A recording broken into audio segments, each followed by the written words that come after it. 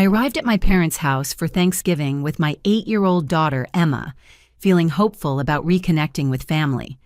As I walked through the door carrying my homemade pumpkin pie, my father's voice boomed across the room. "Look who finally showed up, the family disappointment." The room fell silent as 20 relatives turned to stare. My mother shook her head in disgust. "Still no ring on that finger, Sandra. Still dragging Emma around without a proper father." The judgment in their eyes cut deeper than any knife could. I forced a smile and set the pie on the kitchen counter, trying to keep my composure for Emma's sake. She clutched my hand tighter as we navigated through the crowd of relatives who barely masked their disdain. "Sandra, darling," my sister Patricia cooed from the living room couch, her voice dripping with false sweetness. She sat surrounded by other family women, each sporting designer handbags and elaborate wedding rings. "How wonderful that you could join us. I was just telling everyone about the lovely vacation James planned for us. 3 weeks in the Maldives. Of course, that's what happens when you marry a successful dentist." The women tittered around her, shooting glances my way. I guided Emma toward the kids' table, hoping to spare her from the adult conversation. Speaking of success, my brother Marcus chimed in from across the room, twirling his car keys with the Mercedes emblem prominently displayed. "How's that little job of yours going, Sandra? Still working at that office downtown? Must be tough making ends meet on a secretary's salary." "I actually got promoted recently," I said quietly, not mentioning that the promotion was to CEO of my own company. "Promoted to what, senior coffee maker?" Marcus laughed at his own joke, and several cousins joined in. "Come on, we all know single moms can't land real careers. No offense, but who's going to take you seriously when you have to leave every day at 3 to pick up Emma?" My cousin Jennifer, who had always been particularly cruel since we were children, suddenly stood up with theatrical surprise. "Oh my goodness, Sandra, I completely forgot to mention. I saw you at the Riverside Food Bank last month. I was dropping off donations from my charity league." She paused for dramatic effect, ensuring everyone was listening. "But you were in the other line. You know, the one for people picking up food." Gasps rippled through the room. My Aunt Martha clutched her pearl necklace. "Sandra, are you struggling that much? Why didn't you ask for help?" Before I could explain that I was there delivering a $50,000 donation check, my Uncle Robert cleared his throat and stood up from his armchair. His face was stern, more serious than I'd ever seen it. "Well, this is as good a time as any to address the elephant in the room," he announced, pulling out a manila folder from his briefcase. "I've been managing our family trust, the one Sandra's grandfather established for all of us." Everyone leaned in, sensing drama. My heart raced, knowing what was coming, but unable to stop it. Robert opened the folder and spread bank statements across the coffee table. "The trust that has been supporting this family for years, paying for our mortgages, our cars, our children's education. It's nearly depleted. There have been massive withdrawals over the past 5 years." He turned his gaze directly at me, his eyes cold and accusing. "Interesting timing, isn't it, right around when Sandra became a single mother, right when she would have needed money the most?" The room erupted. My mother gasped. My father's face turned red with rage. Patricia smugly shook her head as if she'd suspected this all along. "I've tracked every transaction." Robert continued, his voice rising. "Hundreds of thousands of dollars mysteriously vanishing. And who else has access to these accounts? Who else would be desperate enough to steal from their own family?" Emma tugged at my sleeve, confused by the sudden hostility. "Mommy, what's happening?" I stood there, stunned by the accusation. Those withdrawals he was talking about weren't going out of the trust. They were my deposits going in, keeping the trust afloat, while my family spent recklessly. But as I opened my mouth to explain, I realized the truth would sound more unbelievable than the lie they were constructing. Robert continued spreading papers across the table, his fingers trembling with righteous indignation. Each bank statement showed large transfers, which I recognized as my own automated deposits designed to keep the family trust from bankruptcy. "Look at these amounts." Robert pointed to the figures. 50,000 here, 75,000 there. Someone has been bleeding us dry. My father Thomas grabbed the papers, studying them with growing fury. These transfers coincide perfectly with your rent payments downtown, don't they, Sandra? That expensive apartment you somehow afford. Dad, you don't understand what you're looking at. I tried to interject, but he slammed his fist on the table. Don't lie to us, we've supported you through everything. When Brad left you, when you insisted on keeping Emma despite having no means to raise her properly. And this is how you repay us, by stealing. My Aunt Martha was already on her phone. I'm calling my nephew. He's a detective with the police department. This is grand theft. Please, Aunt Martha, there's no need for that, I said calmly, though my heart was pounding. Emma had started crying, overwhelmed by the angry voices. I knelt beside her, whispering reassurances while the storm continued around us. Mommy's not a thief, Emma sobbed, and my heart broke at having to expose her to this. Of course she is, sweetie, Patricia said with fake sympathy. Sometimes adults do bad things when they're desperate. Your mommy just needs help. My mother, Eleanor, who had been suspiciously quiet, finally stood. Her expression was cold, calculating. She reached into her purse and pulled out a thick envelope. I hired someone, she announced, her voice cutting through the chaos. A private investigator, because I've noticed things about Sandra's lifestyle that didn't add up. The room fell silent. Even Robert looked surprised. Eleanor pulled out photographs and laid them on the table one by one. Sandra entering the Ritz-Carlton, multiple times per week, always through the private entrance. Sandra at high-end restaurants. Sandra shopping at stores that sell handbags worth more than most people's cars. I stared at the photos, recognizing each location. The Ritz-Carlton, where I owned the penthouse. The restaurants where I held business meetings. The boutiques where I occasionally rewarded myself for successful deals.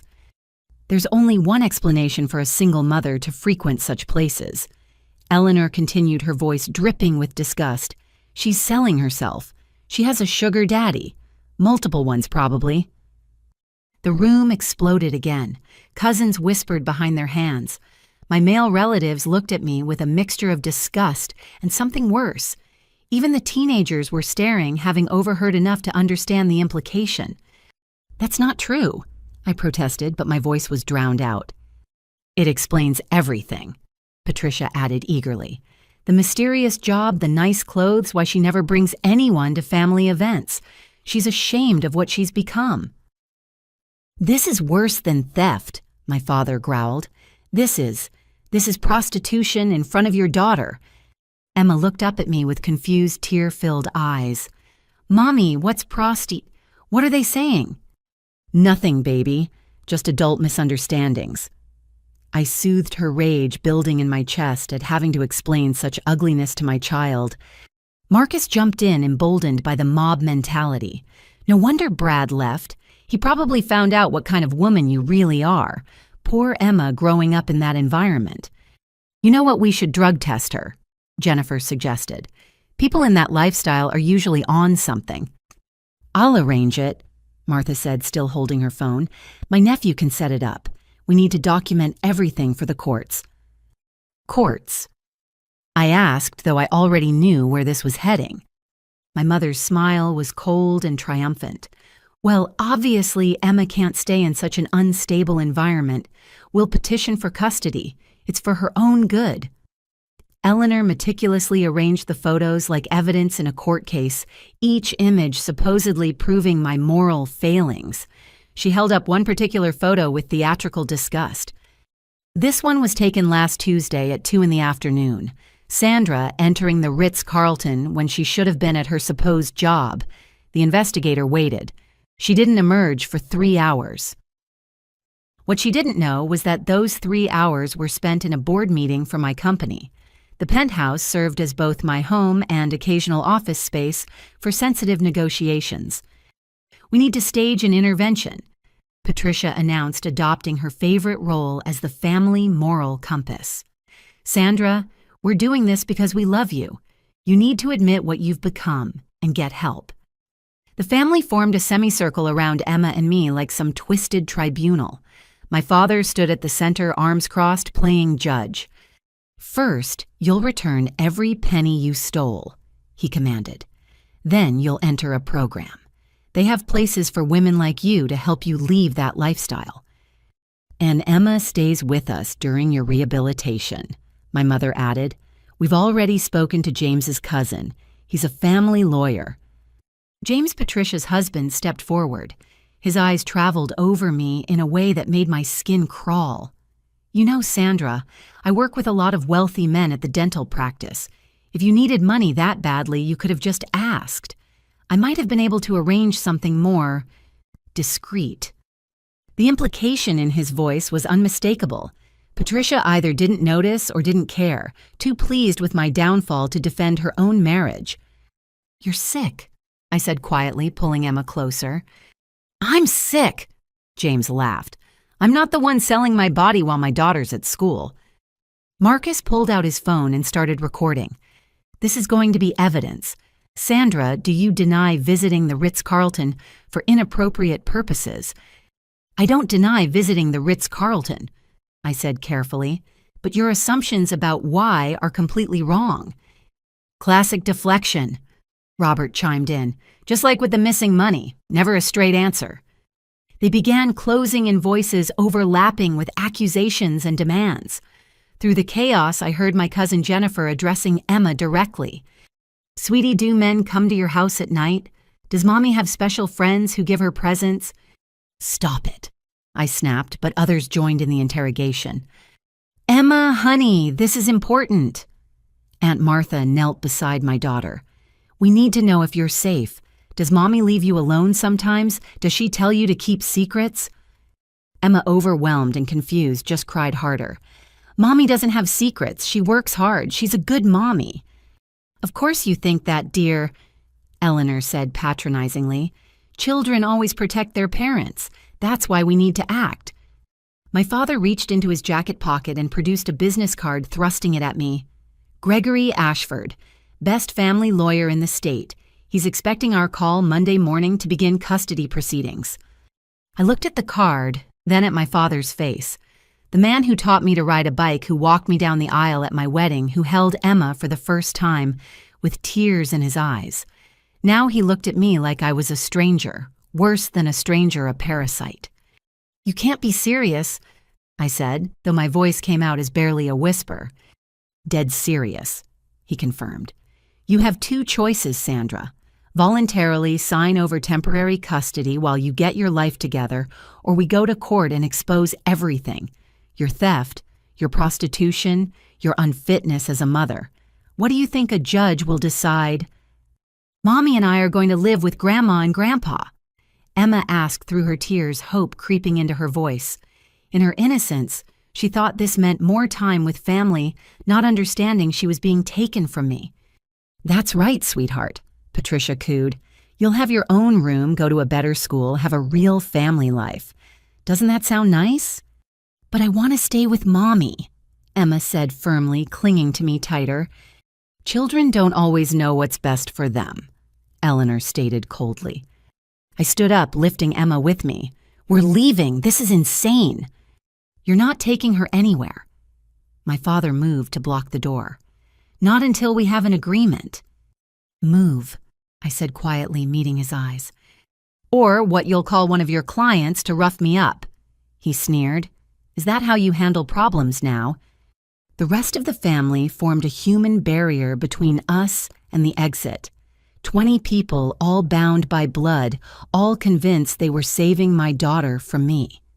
"Sign the papers, Sandra," Robert urged. "Make this easy on everyone, especially Emma." "I'm her mother. I've never neglected her, never harmed her, never done any of the things you're accusing me of," I stated firmly. "The evidence says otherwise." Eleanor waved the photos. "And we have witnesses. Everyone in this room has seen your erratic behavior, your defensiveness, your inability to provide a stable home." "You mean everyone in this room has decided to believe lies without giving me a chance to explain?" I countered. "Explain then," Thomas roared. "Explain the money. Explain the hotels. Explain how you afford anything on a secretary's salary. Ein sem. Yen si nyand." I took a breath, ready to reveal everything, then stopped. Looking at their faces twisted with judgment and false concern, I realized the truth wouldn't matter. They decided who I was long ago, the family failure, the disappointment, the cautionary tale they told their children. My success would only enrage them more. "Please let us pass," I said instead. "Not with Emma. She stays," my mother declared with finality. I held Emma tighter, feeling her small body trembling against mine. The family circle pressed closer, their faces a mixture of self-righteousness and cruel satisfaction.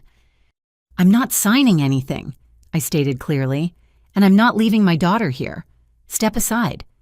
"You always were stubborn," my father growled, "even as a child. Never knew when to admit you were wrong." "Because I'm not wrong, Dad, you are. All of you are so blinded by your assumptions that you can't see the truth standing right in front of you." Patricia laughed mockingly. "The truth, you mean more lies, more excuses. We have photos, Sandra. We have bank records. We have testimony from Jennifer, who saw you at the food bank. What more proof do we need?" "You have circumstantial evidence that you've twisted to fit your narrative," I replied, trying to stay calm for Emma's sake. "Big words for a secretary," Marcus sneered. "Did one of your sugar daddies teach you that?" James stepped uncomfortably close, his breath hot on my face. "You know, Sandra, it's not too late to make a deal. I have connections, influential friends. Maybe we could work something out. Keep this whole ugly business quiet." "James," I snapped, disgusted. "Your wife is standing right there." Patricia seemed unbothered. "He's trying to help you, Sandra. You should be grateful anyone in this family still wants to." "I don't need that kind of help," I said firmly. "No, then what's your plan?" Thomas demanded. "How do you expect to keep Emma when the whole family testifies against you, when we show the court how you've been living—" "When they drug test you," Jennifer added gleefully. "When they investigate your finances," Robert piled on. "When they interview the men at those hotels." Martha contributed. "Stop it, all of you," I shouted, finally losing my composure. "You don't know anything about my life." "We know enough," Eleanor said coldly. "We know you're a 32-year-old single mother who can't keep a man. We know you frequent expensive hotels and restaurants you can't afford. We know money has been disappearing from family accounts. What else is there to know?" Emma whimpered in my arms. "Mommy, I want to go home." "We are going home, baby," I assured her. "No." My father stepped directly in front of me. "You're not." I tried to step around him, but he grabbed my arm. His grip was firm, painful. "Thomas, let go." "Not until you see reason. Sign the papers, Sandra. It's for Emma's own good." "Let go," I repeated, my voice deadly calm. "Or what?" He squeezed harder. "You'll have one of your Johns come after me. Is that how you handle things now? Threats and intimidation?" I wrenched my arm free, but he immediately blocked my path again. The rest of the family closed in tighter, creating an impenetrable wall of bodies. "This is kidnapping," I said. "You can't keep us here against our will." "We're having a family intervention," Aunt Martha corrected primly. "Perfectly legal, especially when a child's welfare is at stake." "My child's welfare is fine." "Is it?" Eleanor challenged. "Living with a mother who sells herself, who steals from family, who teaches her that it's acceptable to lie and cheat your way through life." "I've never taught her any of those things." "Your actions teach her," Patricia preached. "Children learn by example. And what example are you setting?" I tried once more to push past my father. This time he shoved me back, hard. I stumbled, nearly dropping Emma. "Mommy!" Emma cried out in fear. "Careful, Sandra," he warned. "Don't make this physical. You won't win." "You just pushed me." "I stopped you from kidnapping a child who needs protection," he countered. "That's how the court will see it." My mother approached, reaching for Emma. "Come here, sweetheart. Come to Grandma." Emma buried her face in my neck, clinging tighter. "No, I want Mommy." "Don't be difficult, Emma." Eleanor's voice turned sharp. "Good girls listen to their grandparents." She said no. I protected Emma with my body, turning away from Eleanor's grasping hands. "Give her to me," Eleanor demanded, her composure finally cracking. "You're poisoning her, ruining her, just like you ruined yourself. Get away from us." That's when it happened. My refusal, my defiance in the face of their united front, finally pushed my father over the edge. "You ungrateful little whore!" He exploded, his face purple with rage. "After everything we've done, everything we've sacrificed, you steal from us, embarrass us, and now you want to drag Emma down with you." "Dad, please." I tried one last time to reason with him. "Don't call me that," he spat. "No daughter of mine would sell her body. No daughter of mine would steal from her own family. You're nothing to me. Nothing but a disgrace." He grabbed the custody lawyer's card and tried to force it into my hand again. When I refused to take it, he grabbed my wrist, trying to pry my fingers open. "Stop it, you're hurting me," I cried out. "Take the card, Sandra. Take it and do one decent thing in your miserable life." Emma was sobbing now, terrified by the violence. "Stop hurting my mommy, stop it." "See what you're doing to her," Patricia accused. "See how your selfishness affects her." "Sign the papers," multiple voices chanted. "Sign them, sign them." The chaos reached a crescendo. Everyone was shouting, grabbing, pushing. Emma was screaming, and I stood in the center of it, all overwhelmed by the cruelty of people who were supposed to love me. "Enough!" I shouted with every ounce of strength I had. "Get out of my way or I'm calling the police." "You wouldn't dare," Robert challenged. "Not with what we know, not with what we'll tell them." I pulled out my phone with my free hand. "Try me." That's when my mother, refined Eleanor Morrison, who prided herself on never losing control, completely snapped. She struck me across the face with an open palm. The slap echoed through the sudden silence like a gunshot. "You don't deserve to be a mother," she hissed, her face twisted with hatred. "You don't deserve Emma. You don't deserve anything." Emma saw it all. Her innocent eyes witnessed her grandmother strike her mother. The confusion and fear on her face broke my heart into a million pieces. I touched my stinging cheek, tasting blood where my teeth had cut the inside of my mouth. The room was frozen, everyone shocked by the physical violence, but no one moving to condemn it. I looked around the room one final time. These people, my blood relatives, who had just assaulted me in front of my child, who had accused me of unthinkable things, who were trying to steal my daughter based on lies and assumptions. "All right," I said quietly, the single word carrying more weight than any speech could have. I adjusted Emma in my arms and walked toward the door. This time, whether from shock or the realization they'd gone too far, they parted. No one tried to stop me. As we reached the threshold, Patricia couldn't resist one final cruelty. "We've already called Child Protective Services, Sandra. They'll be at your apartment Monday morning." I didn't respond. I just kept walking. Behind us, Marcus was changing the locks, making a show of it so I could hear. "Don't bother coming back," he shouted. "You're no longer welcome here." I buckled Emma into her car seat, my hands shaking but my resolve firm. As I started the engine, my phone began buzzing incessantly. Alert after alert lit up the screen. Bank notifications, security warnings, transaction attempts. My family, in their vindictive rage, were trying to drain every account they thought they had access to. What they didn't know was that their attempts were futile. They were trying to steal from the very person who'd been keeping them afloat.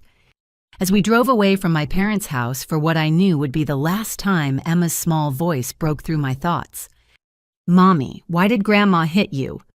I met her eyes in the rearview mirror, my cheeks still throbbing from the slap. Sometimes sweetheart people hurt others when they don't understand them, but that doesn't make it right. "Are we going back?" I thought about the trust fund I'd been secretly funding, the mortgages I'd been paying, the lifestyles I'd been supporting while they called me a failure, the elaborate fiction I'd maintained to protect their pride while building my empire in the shadows. "No, baby," I said firmly. "We're not going back." My phone continued to buzz with banking alerts. Hundreds of thousands of dollars in attempted withdrawals, all blocked, all traced, all evidence of their greed. They thought they were punishing me by casting me out. They had no idea they'd just set me free. I held Emma's hand as we walked back through my parents' house one final time, the weight of 20 pairs of eyes following our every step. My cheek still stung from my mother's slap, but I kept my expression neutral, refusing to give them the satisfaction of seeing my pain. "That's right, run away," Patricia called out from her perch on the couch, "just like you always do when things get difficult." I paused at the door, looking back at the family I'd spent years supporting without their knowledge.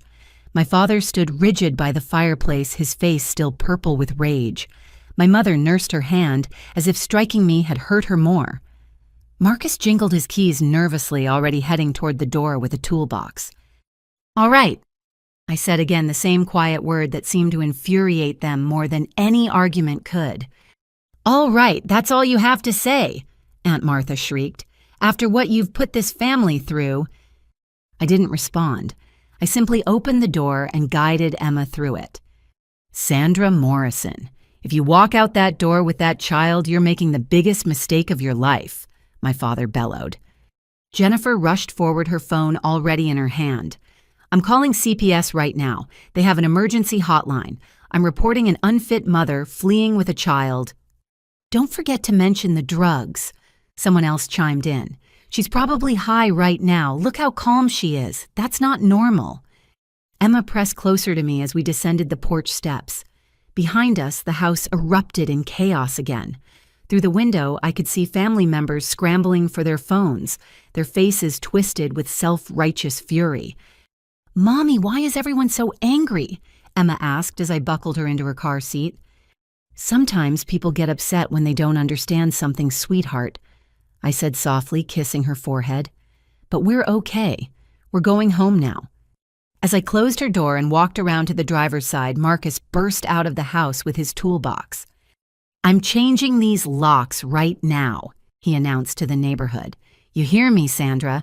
You're no longer welcome in this family. You're done." I got into the car without acknowledging him. Through the rearview mirror, I watched him dramatically removing the front door lock while cousins gathered on the porch to witness the spectacle. My phone began vibrating nonstop as I started the engine. The screen lit up with notification after notification.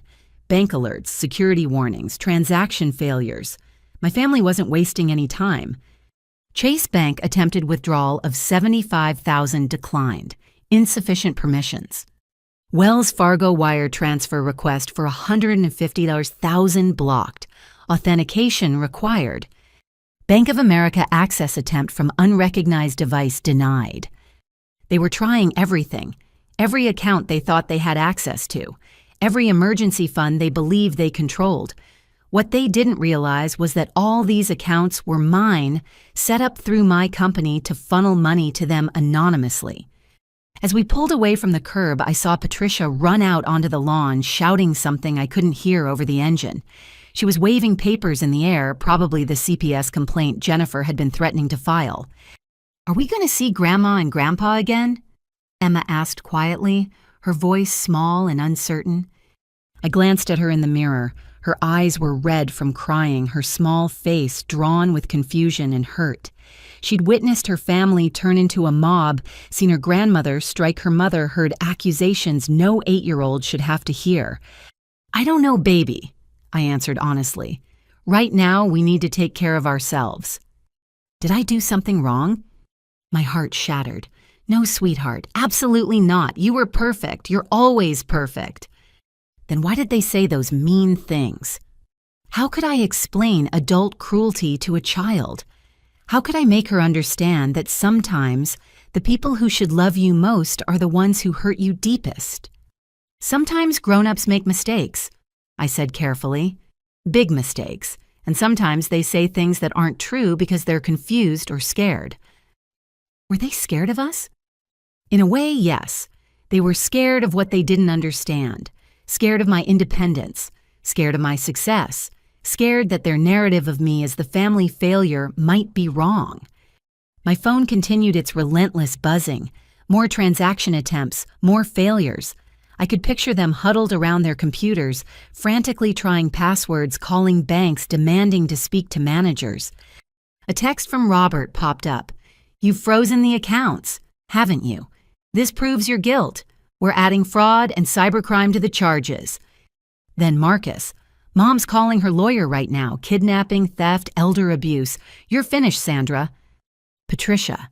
"CPS will be at your apartment tonight. Better pack Emma's things. She'll be living with a real family soon." I turned my phone to silent and focused on driving.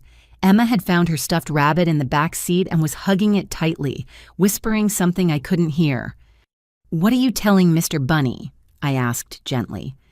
"I'm telling him not to be scared," she said. "I'm telling him that Mommy will keep us safe." Tears threatened to fall, but I held them back. I had to be strong for her. I'd been strong for so long, building my company while enduring their contempt, funding their lives while accepting their ridicule. I could be strong a little longer. 20 minutes into our drive, Emma spoke again. "Mommy, what's a sugar daddy?" My hands tightened on the steering wheel. "Where did you hear that term, sweetheart?" "Grandma said it. She said you have one. Is it like a candy store?" I took a deep breath. "No, baby. It's a not very nice thing that Grandma said because she was confused. It's an adult word that she shouldn't have used." "Oh." Emma was quiet for a moment. "What about the other word, the one that started with P?" "That's another adult word that was inappropriate," I said firmly. "Grandma and Grandpa said a lot of things today that weren't true and weren't kind. I don't want you to worry about any of it, okay?" "Okay, Mommy." But I could see her in the mirror, still clutching Mr. Bunny, her innocent world shaken by the day's events. My family had stolen something from her today, a piece of her childhood, her trust in the goodness of people who claimed to love her. My phone screen lit up with an incoming call from my head of security, Daniel Reeves. I answered through the car's Bluetooth, making sure to keep the conversation vague for Emma's sake. "Ms. Morrison, we've detected multiple unauthorized access attempts on your accounts." His professional voice filled the car. "I'm aware," I replied simply. "We've blocked all attempts and traced the IPs. Should we pursue legal action?" "Not yet, just maintain security protocols." "Understood. Also, your assistant called. She said there have been inquiries about you at the office. Someone claiming to be your father demanding to speak with HR." Of course. They were already trying to sabotage my job, the one they didn't even know the truth about. "Handle it according to procedure," I instructed. "Yes, ma'am. Anything else?" "Prepare the beach house. Emma and I will be taking a trip." "Right away. Have a safe evening, Ms. Morrison." As we finally turned into our real neighborhood, a gated community my family had never seen, Emma perked up slightly. "Are we really going to the beach house, Mommy? Would you like that?" She nodded enthusiastically. "Can we build sandcastles?" "As many as you want, sweetheart." The security guard at our gate waved us through with a respectful nod.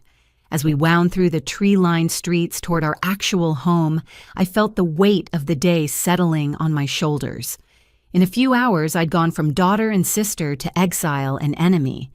But looking at Emma, seeing her resilience already starting to surface, I knew I'd made the right choice. They could take their family name. They could take their conditional love. They could take their toxic traditions and poisonous assumptions. What they couldn't take was what I'd built without them. What they couldn't take was my daughter's faith in me. What they couldn't take was our future. As we pulled into the driveway of our real home, a sprawling estate hidden behind carefully maintained privacy hedges, Emma gasped. "Mommy, look, all the lights are on. It looks like a fairy tale." I smiled, the first genuine smile I'd managed all day. That's because it is a fairy tale baby. Our fairy tale. One where we write our own happy ending. My phone buzzed one final time as I parked. A notification from my bank's private wealth division. Multiple failed access attempts detected. All Morrison Enterprise accounts secure. Your family trust automatic deposit for November has been canceled per your remote authorization. Would you like to schedule a meeting with your wealth management team? Tomorrow, I thought. Tomorrow, I would begin the process of untangling the web of financial support I'd woven around my ungrateful family. Tonight, I just wanted to hold my daughter and remind myself why I'd hidden my success for so long. It wasn't shame. It wasn't fear. It was love. Misguided, perhaps, but love nonetheless. Love for people who'd proved tonight they'd never truly loved me back. But that was all right, because the love that mattered, the love between Emma and me, was worth more than all the money in all the banks in the world. "Come on, sweetheart," I said, helping her out of the car. "Let's go home." As we walked hand in hand toward our front door, I didn't look back. There was nothing behind us worth seeing anymore. The moment Emma and I stepped through the front door of our actual home, the weight of pretense fell away. Emma kicked off her shoes and ran through the marble foyer, her sadness temporarily forgotten in the familiar comfort of our space. "Can I watch cartoons in the movie room, Mommy?" she asked, already heading toward the home theater I'd had installed last year. "Of course, sweetheart. I'll bring you some hot chocolate in a few minutes." As her footsteps faded down the hall, I finally allowed myself to breathe. The house's automatic systems had already detected our arrival, adjusting the lighting and temperature to our preferences. This was the life I'd built, the one my family never knew existed. My phone buzzed again. Daniel Reeves was calling from my security center. "Ms. Morrison, I apologize for the continued interruption, but the situation is escalating. We've now logged over 300 access attempts across various accounts." 300. I moved to my home office, a space larger than my parents' entire living room. "Yes, ma'am. They appear to be using multiple devices and IP addresses. We've also intercepted several phone calls to your private banker with someone claiming to be your power of attorney." I sank into my leather chair, pulling up my secured laptop. "Show me everything." The screen filled with data. Transaction attempts, failed logins, phone records. My family was in full panic mode, realizing their golden goose had suddenly stopped laying eggs. "There's more," Daniel continued. "Your brother, Marcus Morrison, has scheduled a meeting tomorrow with 3 venture capital firms. He's presenting himself as a representative of Morrison Enterprises." My blood ran cold. "He's doing what?" "Apparently he's been telling people he's the VP of business development for your company. He's even created fraudulent business cards." I pulled up our company's internal communication system. Sure enough, there were external inquiries about Marcus Morrison and his role in the company. "Lock it down," I ordered. "Send cease and desist letters to those VC firms immediately. Have legal prepare fraud charges if he actually attends those meetings." "Already in motion, ma'am.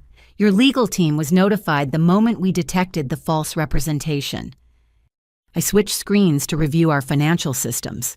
Every account my family had ever had access to, every automatic payment I'd set up to support them, every trust fund transfer I'd been making, all of it laid out in pristine digital detail. "Daniel, I need you to implement Project Clean Sweep." There was a pause. "Ma'am, are you certain that will cut off all financial support immediately? No grace period?" "I'm certain. They made their choice tonight." "Understood. Initiating Clean Sweep protocols now." I watched as account after account switched from active to terminated. 5 years of anonymous support ended with a few keystrokes. Mortgages. I'd been paying car loans, I'd been covering credit cards, I'd been funding, all disconnected from my resources. My desk phone rang, showing my private banker's direct line. "Good evening, Harrison," I answered. "Sandra, I apologize for calling so late, but we have a situation. Your father has been calling repeatedly, claiming there's been a security breach on the Morrison family accounts." "There's no breach, Harrison. I'm terminating all automatic transfers to those accounts." "I see." Harrison was too professional to comment on family drama. "Should I expect continued attempts at contact?" "Unfortunately, yes. Please flag all Morrison family members as unauthorized. No information, no access, no exceptions." "Of course. I'll inform my team immediately. Is there anything else you need?" "Actually, yes. I want a full audit of exactly how much I've transferred to them over the past 5 years. Every penny." "I'll have that report ready by morning." As I ended the call, my laptop pinged with new notifications. My assistant Sarah Chen was working late, forwarding urgent messages. Marcus Morrison appeared at the office claiming to be your brother. Security turned him away, but he made quite a scene. He told the receptionist that you're mentally unstable and he needs to take over company operations for the family's sake. I rubbed my temples, feeling a headache building. They weren't just trying to access my money anymore. They were trying to destroy everything I'd built. Another message from Sarah. Your mother called the office 16 times in the last hour. She's demanding to speak with your real boss because she doesn't believe you actually work here. Then another. Someone named Patricia left a voicemail saying she's organizing a family intervention at your workplace Monday morning. Should I alert building security? Yes, I typed back. Full lockdown. No Morrison family members allowed in the building. I stood and walked to the window overlooking the city lights. Somewhere out there, my family was probably huddled together, plotting their next move, convinced I was the villain in their story. They had no idea they'd been living in a house I'd paid for, driving cars I'd financed, sending their children to schools I'd funded. My phone rang. The caller ID showed my company's CFO, Michael Tran. Michael, you're working late. Fraud alerts woke me up. Someone's been trying to open lines of credit using Morrison Enterprises as collateral. The applications claim you've authorized your brother as a signatory. Shut it down, all of it. Already done. But Sandra, they're getting sophisticated. They've filed paperwork claiming you're incapacitated and the family needs emergency access to company funds. I almost laughed at the irony. While they'd been accusing me of theft and prostitution, they were attempting actual fraud. How much are they trying to borrow? Collectively about $50 million across various lenders. $50 million. Even I was shocked by their audacity. They seem to think Morrison Enterprises is their family company. I've seen the applications they're claiming generational ownership.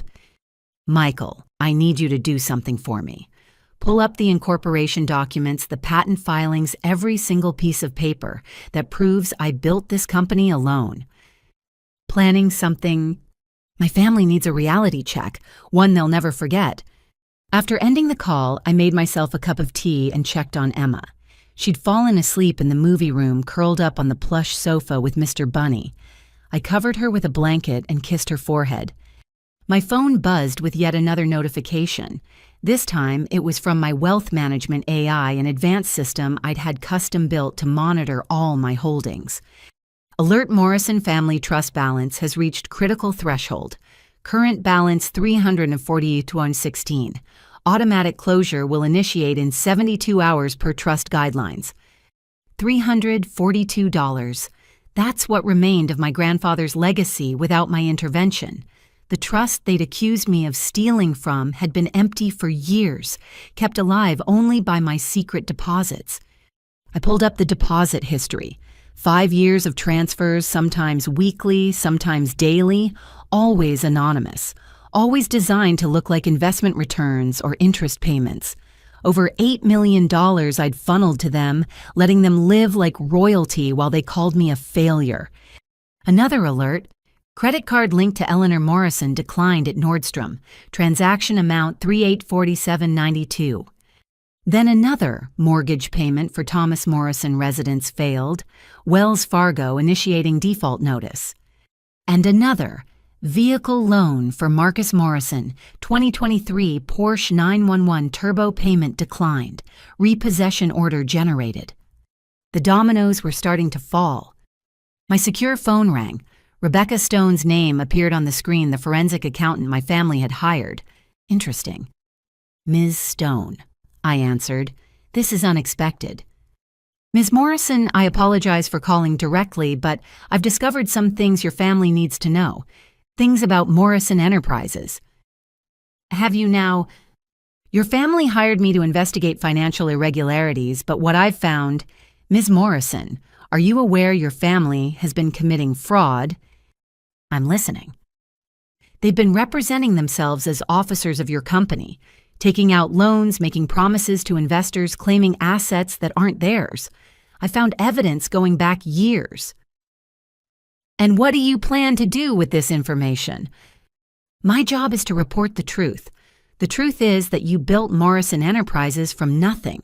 The truth is that the money they accused you of stealing was actually money you were giving them. The truth is... Yes. The truth is they've been stealing from you, not the other way around. I smiled grimly. Thank you for your integrity, Ms. Stone. There's more. Your brother's attempted meeting with those VC firms tomorrow. He's promised them proprietary technology. Your technology. He's planning to sell trade secrets he doesn't even understand. I'll handle it. Ms. Morrison, with your permission, I'd like to present my full findings to your family. They need to know what they've done, what they're about to lose. You have my permission, but Ms. Stone, make sure you have security present. They won't react well. After ending the call, I sat in the quiet of my office surrounded by the evidence of my success. Awards on the walls, patents framed in gold, letters from world leaders thanking me for innovations that had changed industries. All built while my family thought I was struggling. All achieved while they whispered about my failures. Tomorrow would bring chaos. My family would wake to a new reality, one where their superiority complex collided with cold, hard facts. They'd rage and threaten and play victim. But tonight, I had my daughter safe in our home. Tonight, I had the satisfaction of knowing that every cruel word they'd spoken had freed me from the obligation to protect them from themselves. The first strike had been thrown. The family who'd cast me out as worthless was about to discover exactly how much I'd been worth to them. $8 million worth of silence was about to become very, very loud.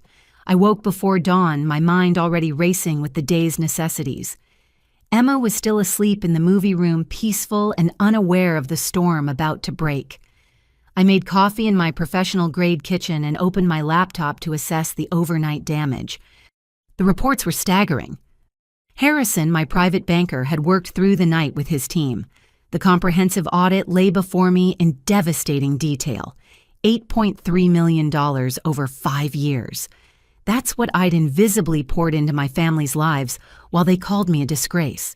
The breakdown was meticulous. Thomas Morrison, father, $1.8 million. Mortgage payments, $312,000. Property taxes, $89,000.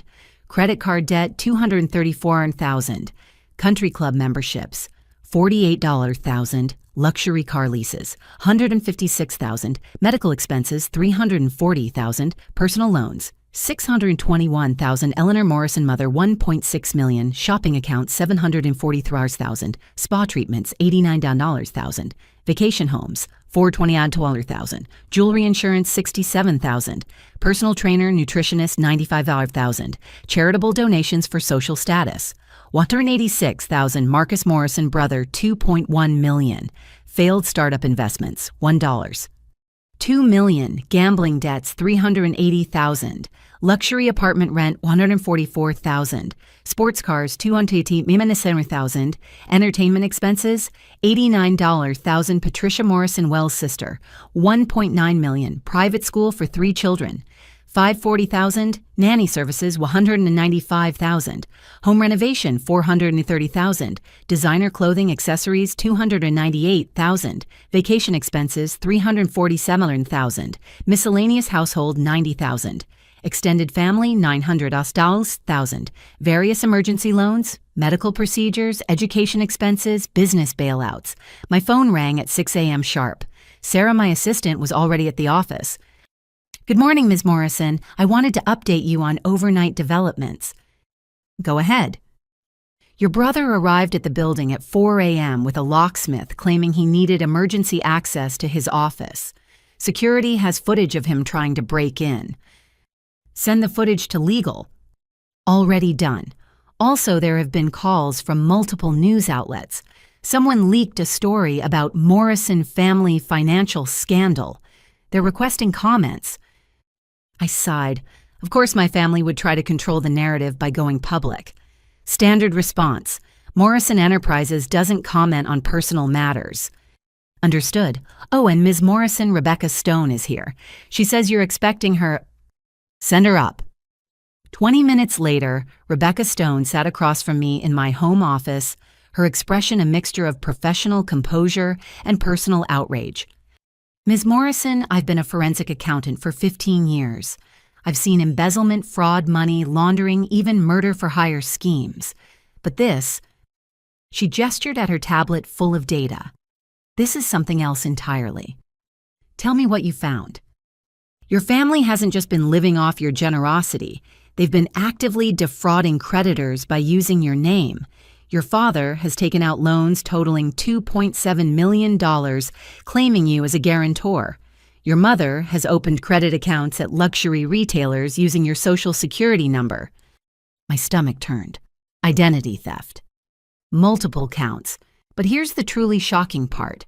They've incorporated a shell company called Morrison Family Enterprises, deliberately similar to your company name. They've been soliciting investments promising returns based on family technology holdings. How much have they raised? $400,000 so far, from 6 elderly investors who thought they were investing in your company. I felt rage building in my chest. Stealing from me was one thing. Defrauding innocent investors was another level of evil. "There's more," Rebecca continued. "Your brother's meeting with those VCs today. He's promised them exclusive rights to your adaptive AI algorithm, the one you just patented. He's asking for $50 million in exchange for technology he doesn't own and doesn't understand. Does he even know what the algorithm does? Based on his emails, he thinks it's a computer thing that makes money. His words, not mine." My secure line rang. Michael Tran, my CFO, sounded unusually grim. "Sandra, we have a problem. 3 board members received calls this morning from someone claiming to be your conservator. This person said you've been declared mentally incompetent and the family is taking over operations." Let me guess. They provided official-looking documents. Forged court orders. Good forgeries, too. If Harriet Chen hadn't been a former prosecutor, she might have believed them. "Emergency board meeting. Already called. 10 a.m. sharp. All board members are secured and verified. Building is on full lockdown." "I'll be there." After Michael hung up, I turned back to Rebecca. "I need everything you have. Every document, every transaction, every forged signature. Planning to press charges. I'm planning to end this permanently." Rebecca pulled out a secure drive. "Everything's here, including recordings of your family members discussing their plans. Legal obtained them through discovery after your brother's attempted break-in. Recordings. Your father specifically outlining how they'll have you declared incompetent, take over your assets, and restore the family honor. Your mother discussing which mental health facilities have the best reputations for discretion." My hands shook as I took the drive. They weren't just trying to steal money. They were trying to steal my freedom, my sanity, my life. "Ms. Morrison," Rebecca said gently, "I know they're your family, but these are serious crimes. Federal crimes. RICO Act crimes. You could have them all arrested today." "I know." I stood looking out at my city view.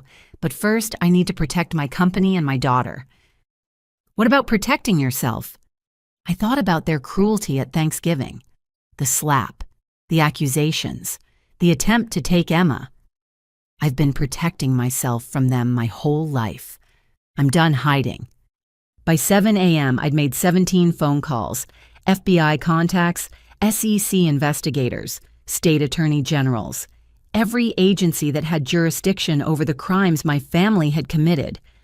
By 8 a.m., my legal team had filed restraining orders against every Morrison family member. Cease and desist letters were hand-delivered to the VC firms my brother planned to defraud. By 9 a.m., I sat in Morrison Enterprises' boardroom facing 12 of the most powerful business leaders in the country. My board of directors, the people who'd believed in me when my own family hadn't.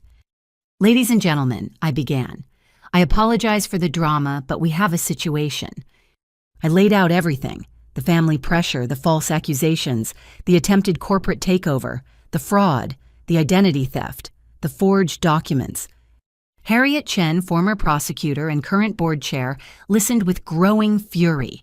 They tried to convince me you were in a psychiatric hold, that I needed to transfer your voting shares immediately for the company's protection. They called me at 3 a.m., added David Park, our lead investor. Said Sandra had been arrested for embezzlement and we needed emergency leadership transition. I got death threats, admitted Jennifer Wu, our newest board member. Anonymous calls saying I'd regret supporting a mentally unstable CEO. The room erupted in outrage. These people had built empires, fought corporate wars, survived assassination attempts. They didn't scare easily, but threatening them to get to me had crossed a line. Motion to authorize unlimited legal resources to protect our CEO and this company, Harriet declared. Seconded came from multiple voices. All in favor. Unanimous ayes filled the room.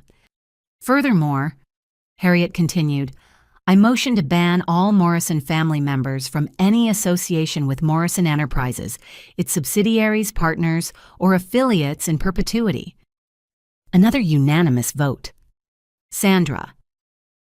David Park leaned forward. We've known you for 7 years. You've made us all very wealthy. You've revolutionized 3 industries. You've never asked for personal help before. But we're not just your board. We're your allies. What do you need? For the first time since Thanksgiving, I felt tears threaten. I need my daughter safe. I need my company protected. And I need my family to understand that their actions have consequences. Consider it done. Harriet smiled coldly. I still have friends in the Justice Department. Very good friends. The kind who take identity theft and investment fraud very seriously. My phone buzzed. A news alert. The story had broken wide. Tech heiress's family accused of massive fraud scheme. Morrison Enterprises CEO Sandra Morrison, victim of elaborate family conspiracy. $8 million in secret support revealed as relatives attempt corporate takeover. The article included Rebecca Stone's preliminary findings, photos of my brother at our building at 4 a.m., screenshots of fraudulent investment documents, everything. Who leaked this, I asked. Harriet raised her hand slightly. My husband runs the largest media conglomerate in the country. He owed me a favor. Your family wanted to go public. They got their wish. As if on cue, my phone exploded with calls. Patricia, Marcus, my parents, aunts, uncles, cousins, all blocked, all screened, all irrelevant. Ms. Morrison. My head of security appeared on the boardroom screen. Marcus Morrison is in the lobby with 20 people. They're demanding entry. They claim this is a family intervention. Show me. The screen filled with security footage. My brother red-faced and screaming, surrounded by relatives I hadn't seen in years. They held signs. Save Morrison Enterprises from Sandra. Family first. Stop the lies. Behind them, news crews were setting up, drawn by the spectacle. They brought reporters, I observed. Let them. Harriet said. Daniel, please have security inform the trespassers they have 5 minutes to leave before arrest. Make sure the news crews capture everything. We watched as security delivered the message. Marcus's face went from red to purple. He grabbed the security officer, a mistake that immediately resulted in his restraint. That's assault, Jennifer Wu noted, on camera with dozens of witnesses. One by one, my family members were escorted out, some in handcuffs, others simply humiliated. The news crews captured every moment, every threat, every entitled scream about their rightful inheritance. Now, I said, turning back to my board, let's discuss the real reason I called this meeting, Morrison Enterprises' next acquisition. David Park raised an eyebrow. We're making an acquisition today. I smiled for the first time in days. We're buying the Morrison Family Trust's debt portfolio, every mortgage, every loan, every line of credit my family has. Why would we want toxic debt, someone asked. Because, I explained, pulling up financial projections, the underlying assets are worth $40 million, the debt is only $12 million, and the current holders are in violation of their loan terms. Understanding dawned on their faces. You're going to foreclose on your own family, Harriet said, not with judgment but with admiration. They wanted me to face consequences for imaginary crimes, I replied. Now they'll face consequences for real ones. The vote was unanimous, again. By noon, Morrison Enterprises owned every debt my family had accumulated, every mortgage, every car loan, every credit line they'd maxed out believing I'd always be there to catch them. The notifications started immediately. Notice of default Thomas Morrison primary residence, repossession order, Marcus Morrison vehicle collection, account closure, Eleanor Morrison platinum card, eviction notice Patricia Wells rental property. But I wasn't done. The investigation Rebecca Stone had started was expanding. Federal agents were interviewing the elderly investors my family had defrauded. The IRS was examining years of tax returns where my family had hidden income. The state bar was investigating the lawyer who'd helped them forge documents. My phone rang, an unknown number that somehow made it through my filters. Sandra. My mother's voice no longer imperious but broken. Sandra, please. They've taken everything. The house, the cars, everything. Your father. He's having chest pains. Please, we're your family. No, I said quietly. Family doesn't do what you did. Family doesn't try to destroy each other. We were trying to help you. We thought you were ruining your life. You thought I was a prostitute, a thief, an unfit mother. You tried to take my daughter. You committed crimes in my name. That's not help. That's hatred. Sandra, please, where will we go? I thought about all the times I'd asked myself the same question. Where would I go when Brad left? Where would Emma and I live?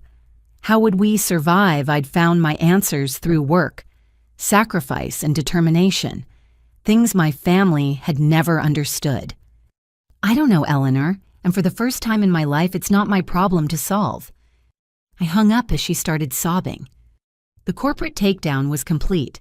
The family who'd tried to steal my company had lost everything instead, but there was no satisfaction in it, only sadness that it had come to this. My assistant knocked and entered. Ms. Morrison Emma is here with the nanny. She's asking for you. I closed my laptop and stood. Send her in. Emma ran into my arms and suddenly none of it mattered. Not the money, not the revenge, not the justice. Only this little girl who still believed in me when no one else had. Mommy, are we still going to the beach house? Yes, sweetheart, we're going today. Can we stay there forever? I thought about the life we could build without toxic family, without judgment, without cruelty masquerading as love. Maybe not forever, I said, but for as long as we need to heal. And that's what this was really about. Not money or power or corporate victories. It was about healing from the wounds inflicted by people who should have protected us. The takedown was complete. Now the healing could begin. The next morning dawned crisp and clear in Hawaii. Emma and I had taken the company jet overnight, leaving the chaos behind. She was still sleeping peacefully in her beachfront bedroom, the sound of waves providing a gentle soundtrack to her dreams. I sat on the lanai with my coffee, watching the sunrise paint the sky in shades of pink and gold, when my phone began buzzing with updates from the mainland. The first message was from Daniel, my security chief. Situation escalating. Morrison family discovering financial reality, documenting all incidents for legal records. Then came the play-by-play I'd been expecting. At precisely 8 a.m. Eastern, Patricia Wells walked into her country club for her regular Monday tennis lesson. She'd changed into her designer tennis outfit and was warming up with her instructor when the club manager approached. Mrs. Wells, I'm afraid there's been an issue with your membership. What kind of issue? Patricia asked, still bouncing the ball casually. Your account has been frozen. The credit card on file was declined and the backup payment method was also rejected. That's impossible. Run it again. The manager's expression was professionally sympathetic but firm. We've tried multiple times. I'm afraid you'll need to settle the outstanding balance of $12,000 before you can continue using club facilities. $12,000 for what? 6 months of dues, restaurant charges, spa services, and pro shop purchases. It's all itemized here. Patricia snatched the paper, her face draining of color as she read. "This is a mistake. My family has been members here for 20 years. I understand and we value that history, but policy requires current accounts. I'll need to ask you to leave the courts." The security footage Daniel sent showed Patricia arguing increasingly desperately, her voice rising until other members started staring. Finally, security had to escort her out, still in her tennis outfit, past a crowd of her society friends. Meanwhile, across town, Marcus was having his own revelation. He'd driven to his office in his Porsche 911 Turbo Music, blasting ready to close the VC deal that would make him millions. He'd even worn his lucky Armani suit. The repossession agent was waiting in the parking garage. "Mr. Morrison, I need your keys, sir." Who are you?" "Repo Corp Financial. This vehicle is 3 payments behind. We're recovering it for Porsche Financial Services." 3 payments, that's impossible. The payments are automatic." "The automatic payments have been declined for 90 days. You received multiple notices." Marcus had been throwing away the notices, assuming they were mistakes. After all, Sandra always handled things. She always had. "You can't take my car, I have a meeting." "Sir, please step away from the vehicle. Your personal belongings are in this box." The footage showed Marcus trying to prevent the repo actually throwing himself on the hood.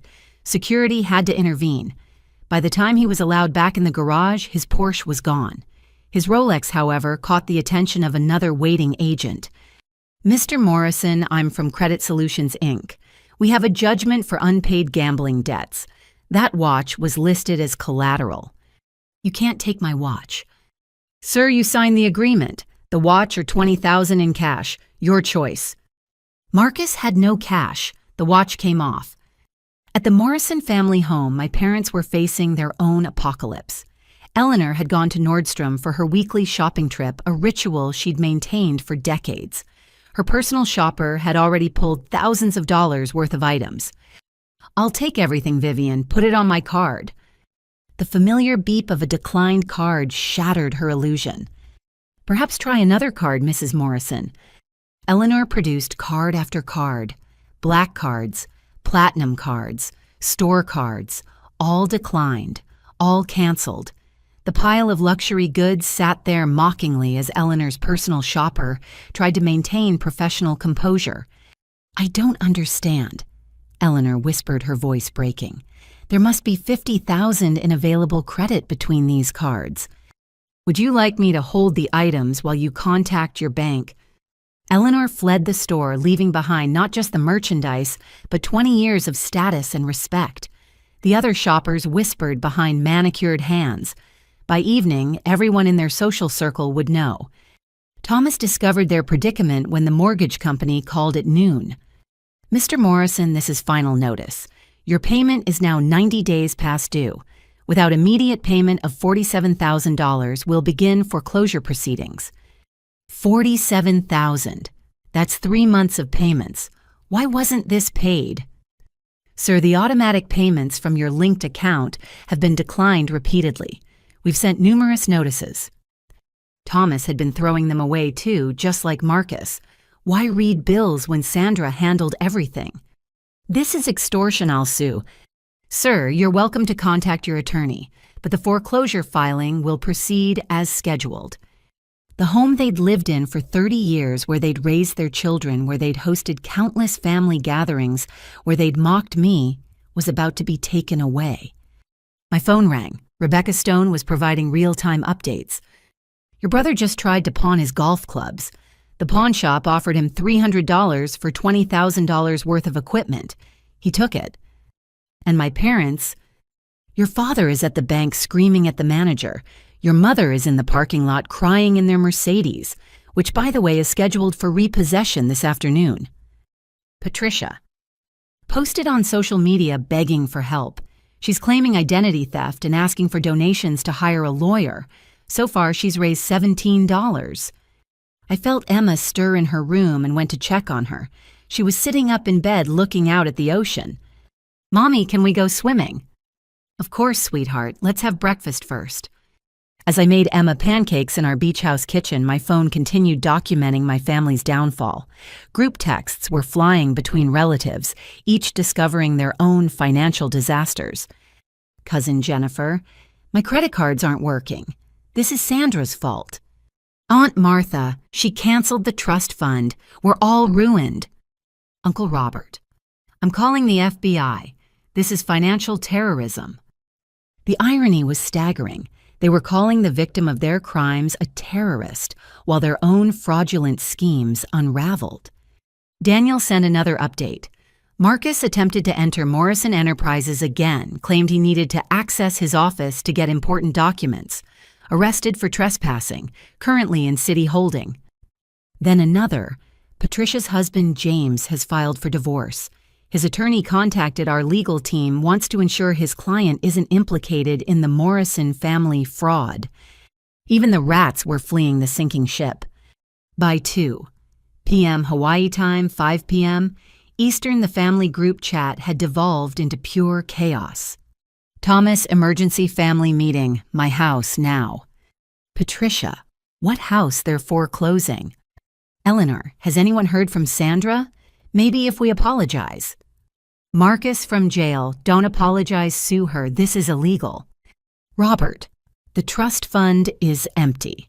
How is it empty? Martha, we're all going to be homeless. I watched their panic with a strange detachment. These people who'd stood in judgment of me, who'd tried to steal my daughter, who'd committed actual crimes while accusing me of imaginary ones, were finally facing consequences. Emma came out dressed in her swimsuit, bright and happy. Ready, Mommy. Almost sweetheart. One final message from Rebecca Stone. Family meeting happening now. Your father just admitted on recorded video that they've been living off your deposits for years. He called you the golden goose and said they needed to get you back under control. Your mother suggested having you committed to access your power of attorney. I turned off my phone and took Emma's hand. Now I'm ready. We spent the afternoon building sandcastles and searching for seashells. Emma's laughter carried on the wind, pure and joyful. She didn't need to know that back on the mainland, her grandparents were packing their belongings into boxes. Her uncle was calling a public defender. Her aunt was begging friends for couch space. Mommy, Emma said as we watched the sunset, are you sad about Grandma and Grandpa? I considered lying, but Emma deserved honesty. A little bit, sweetheart. I'm sad they made bad choices. Like when they were mean to us. Yes, like that. Maybe they'll learn to be nicer. Maybe, I said, though I doubted it. That evening, I finally turned my phone back on to find hundreds of messages. Pleas for forgiveness, threats of lawsuits, promises to change, demands for money, the full spectrum of human desperation.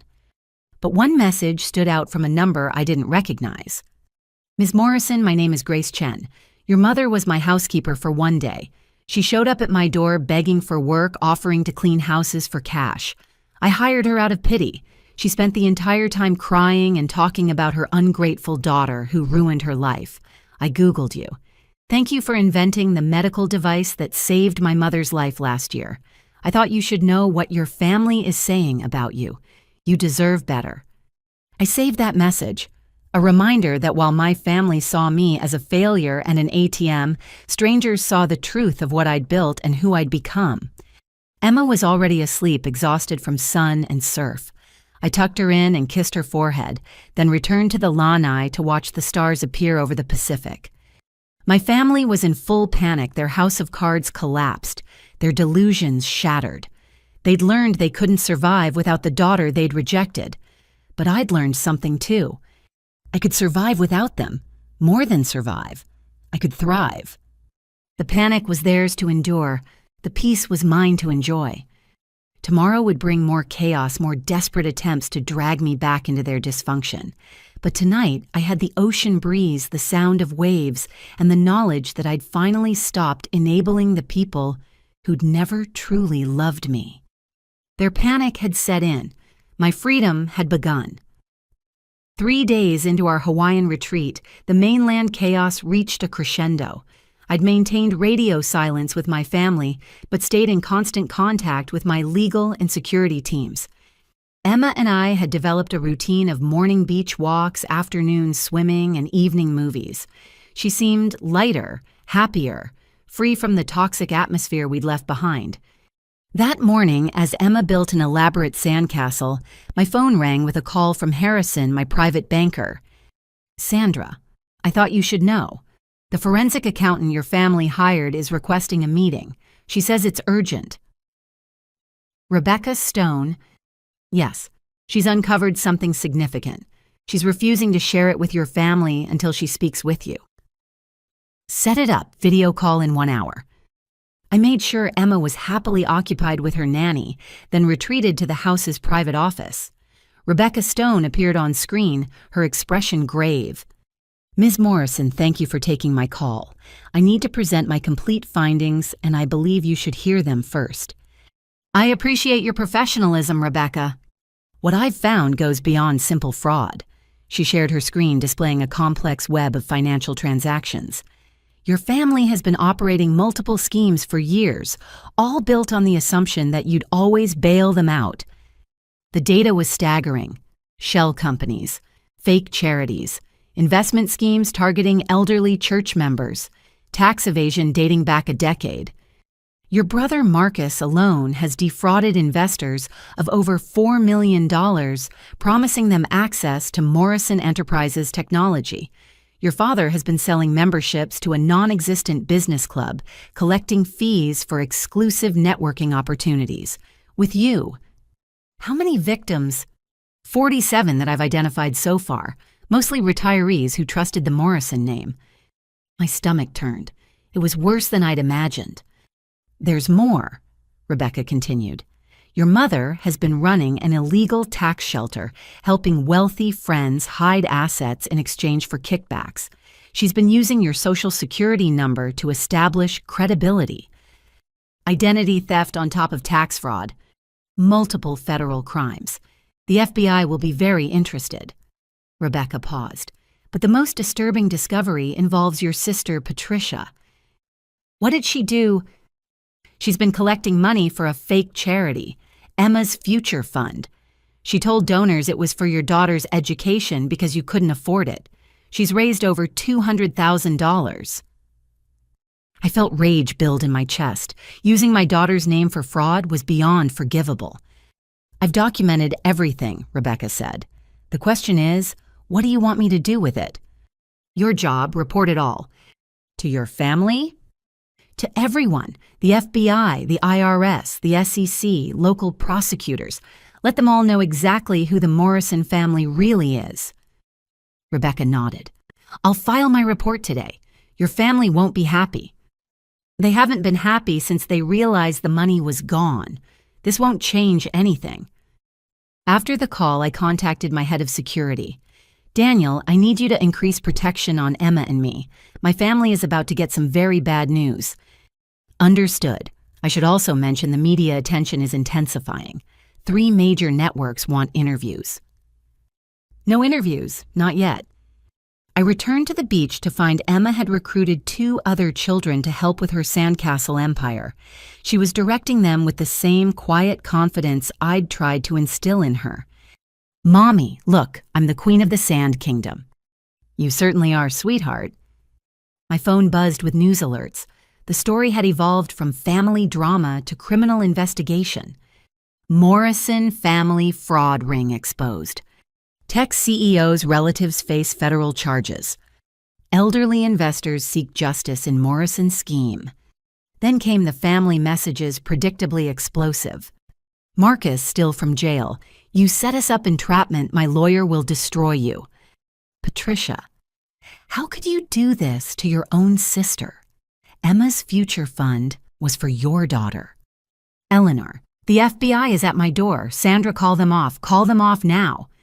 "Thomas, you've destroyed our name, our reputation. 40 years of standing in this community gone." I didn't respond. There was nothing to say. That afternoon, a call came from an unexpected source, Agent Sarah Williams from the FBI's White Collar Crime Division. Ms. Morrison, I want to assure you that you're not under investigation. In fact, you appear to be the primary victim here. I appreciate that clarification. We've been building a case against your family for months, actually. Your report just accelerated things. We need your cooperation. You have it. We'll need you to testify about the pattern of abuse, the financial exploitation, the identity theft. I'll testify. Your family won't go quietly. They're already claiming you orchestrated everything to steal their rightful inheritance. I almost laughed. What inheritance? I built everything myself. That's what the evidence shows, but they're telling a different story to anyone who'll listen.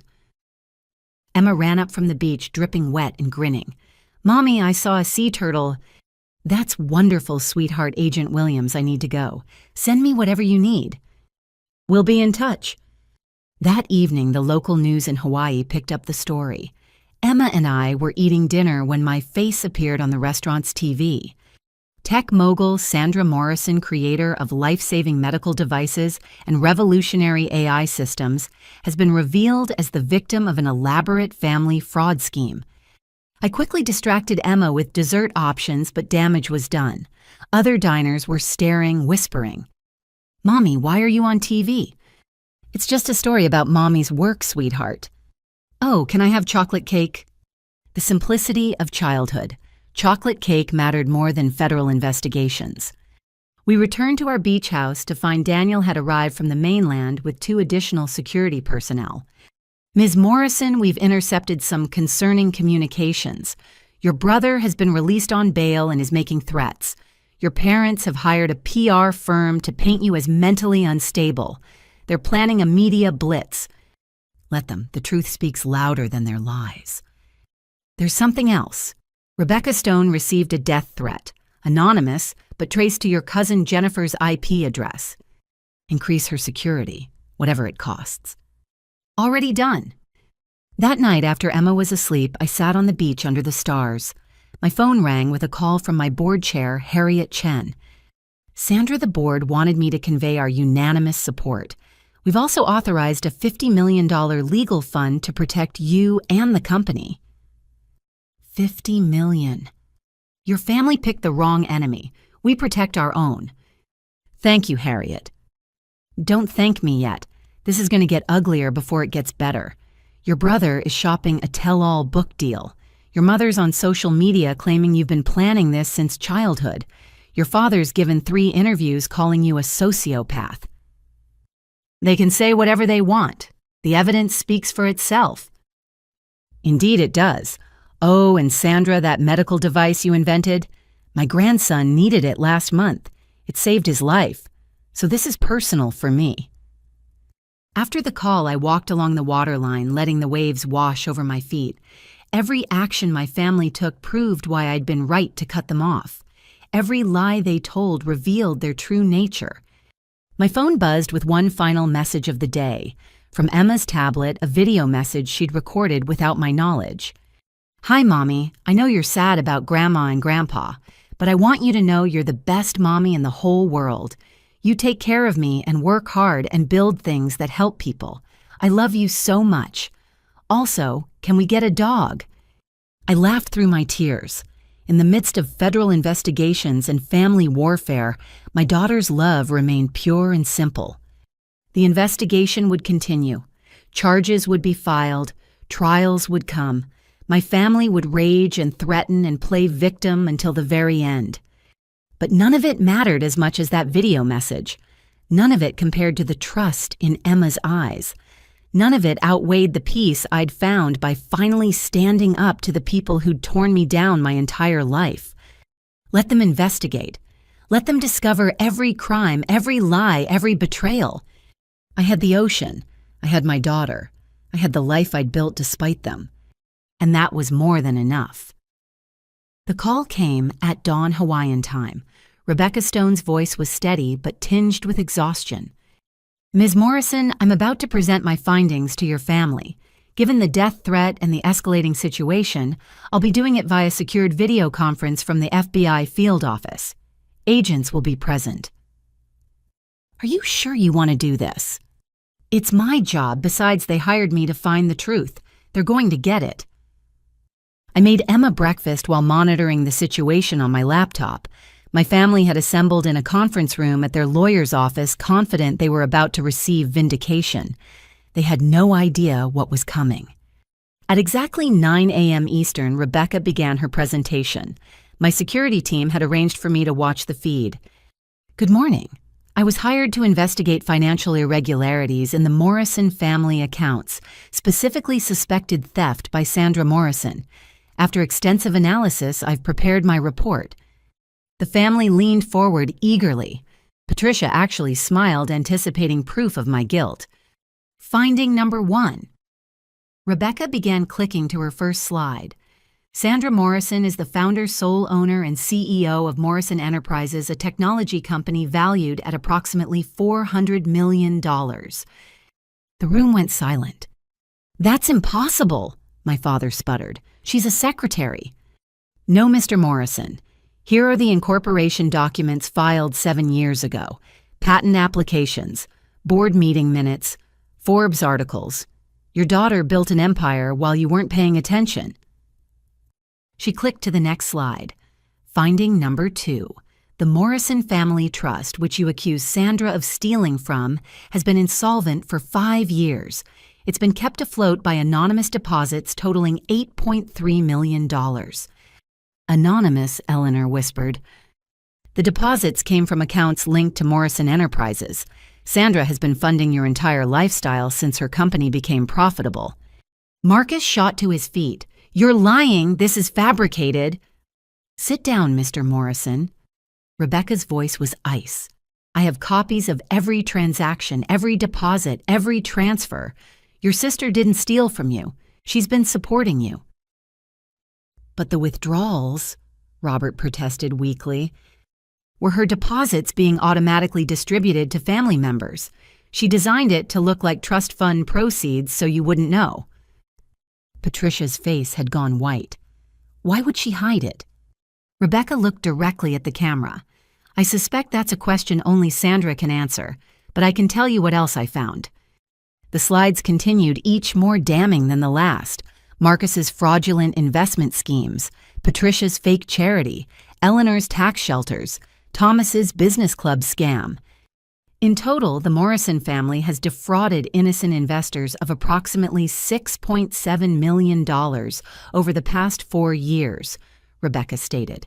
These are federal crimes. You can't prove any of this, Thomas blustered, but his voice shook. Actually, I can, and I have. Mr. Morrison, you've been selling exclusive access to your daughter's company. Here are the receipts, emails, recorded phone calls. She played a recording of Thomas's voice. My daughter runs Morrison Enterprises. For $50,000, I can guarantee you a meeting. She does whatever I tell her. Mrs. Morrison. Rebecca continued, turning to Eleanor. You've been filing fraudulent tax returns using your daughter's social security number. That's identity theft and tax evasion. Eleanor's carefully composed facade cracked. I want a lawyer. You have one. He's sitting right next to you. Though I should mention, Mr. Ashford, that you're also implicated. You notarized several fraudulent documents. The family lawyer went pale. Patricia Morrison Wells. Rebecca moved on relentlessly. Emma's future fund. You collected donations claiming Sandra couldn't afford her daughter's education. Where did that money go? Patricia's mouth opened and closed soundlessly. Vacations, designer goods, plastic surgery, all documented here. And Marcus Morrison. Rebecca's tone turned even colder. You've been presenting yourself as an executive at Morrison Enterprises, promising investors access to proprietary technology. That's securities fraud. I am an executive. It's the family company. No, sir, it's Sandra's company. You have no position, no authority, no relationship with Morrison Enterprises whatsoever. You're a con artist. The room erupted in shouting. Blame flew in every direction. The lawyer tried to restore order while simultaneously edging toward the door. Rebecca raised her voice over the chaos. There's one more thing you all should know. The FBI has been investigating you for months. They're not investigating Sandra. They're They're investigating all of you." "This is Sandra's doing," Thomas roared. "She set us up." "No, Mr. Morrison. You set yourselves up the moment you decided to commit crimes. Sandra's only action was to stop funding your criminal enterprises." "We're her family," Eleanor shrieked. "She owes us—" Rebecca's expression hardened. "Actually, let's discuss what you owe her. Beyond the $8.3 million she gave you, there's the matter of attempted kidnapping." What multiple voices shouted? "Thanksgiving evening. You physically prevented Sandra and her daughter from leaving. You threatened to take Emma. You assaulted Sandra. That's false imprisonment, attempted kidnapping, and battery." "We were trying to help her. By calling her a prostitute, by hitting her, by threatening her child. I've seen the security footage from the street. Your neighbors have doorbell cameras." The family fell silent, realizing the extent of evidence against them. "My recommendation," Rebecca concluded, "is that each of you hire criminal defense attorneys immediately. The FBI will be arresting several of you within the week. Securities fraud, tax, evasion, identity theft, elder abuse. These carry serious federal sentences." "You're supposed to be working for us," Robert accused. "I was hired to find the truth. I found it. Sandra Morrison is a self-made millionaire who secretly supported her ungrateful family for years. You are criminals who bit the hand that fed you." She closed her laptop. "My full report has been submitted to the FBI, IRS, SEC, and state authorities. Good luck. You'll need it." The feed cut off, leaving the family in stunned silence. Within minutes, my phone exploded with messages, but I didn't read them. Instead, I took Emma to see the dolphins keeping her innocent world intact while her relatives' criminal empire crumbled. That afternoon, Daniel called with updates. "The media has the story. Rebecca Stone gave an exclusive interview. She didn't hold back." I pulled up the video on my tablet. Rebecca, composed and professional, sat across from a major news anchor.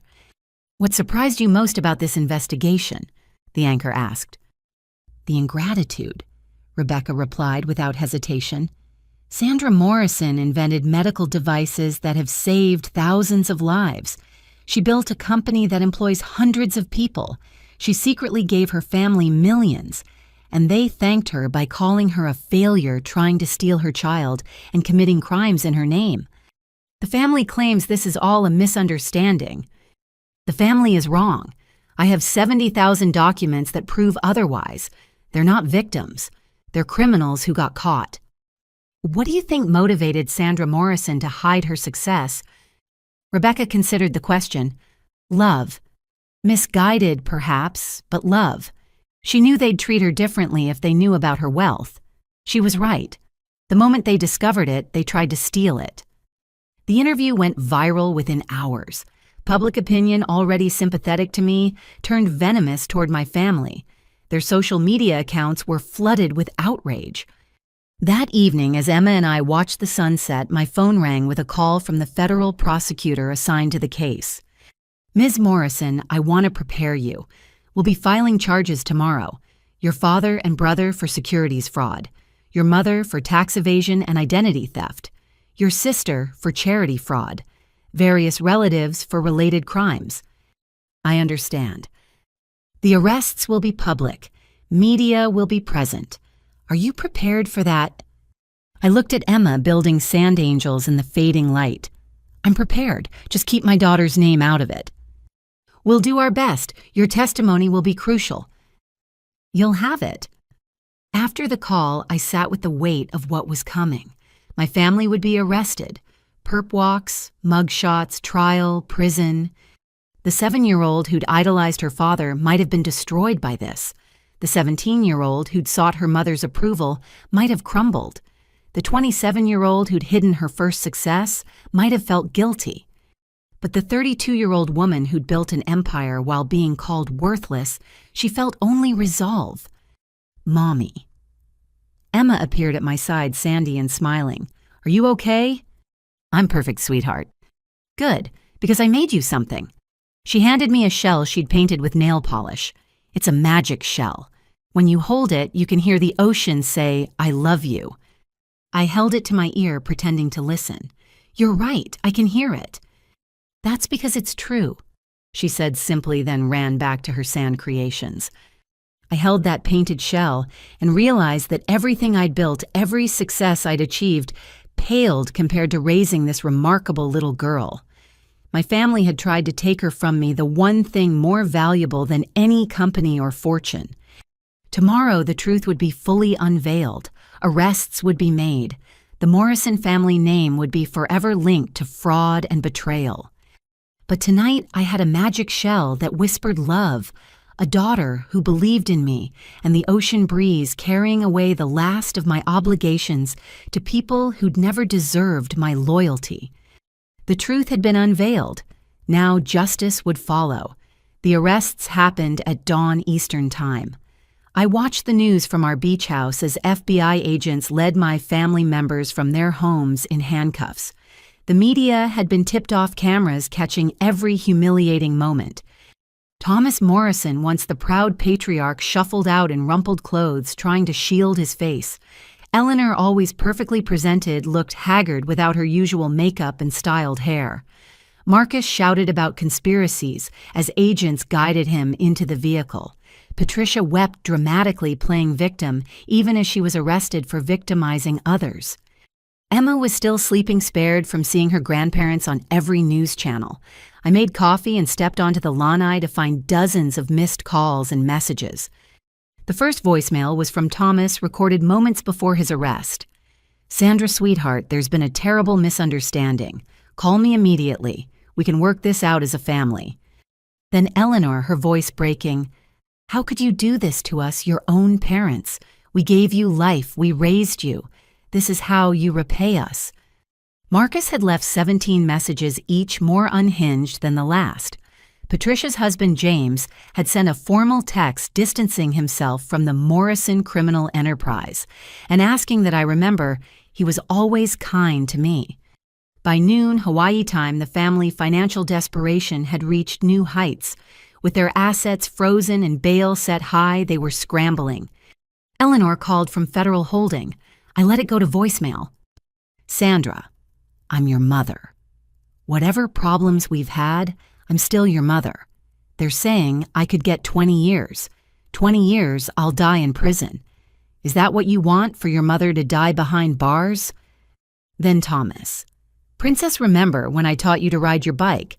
Remember Christmas mornings? Remember how I walked you down the aisle? I'm your daddy. Please don't let them do this to me." The manipulations were transparent, invoking memories of a childhood that had been more nightmare than nostalgia. They'd forgotten that I remembered the whole truth, not just the moments they wanted to highlight. Patricia's call was different, angry rather than pleading. "Emma's gonna grow up knowing you destroyed her family. She'll hate you for this. When she's older and understands what you've done, she'll see you for the monster you are." That one stung, not because it was true, but because Patricia would use my daughter as a weapon, even from a jail cell. My lawyer Harrison called with updates. "They're trying to liquidate everything for bail money.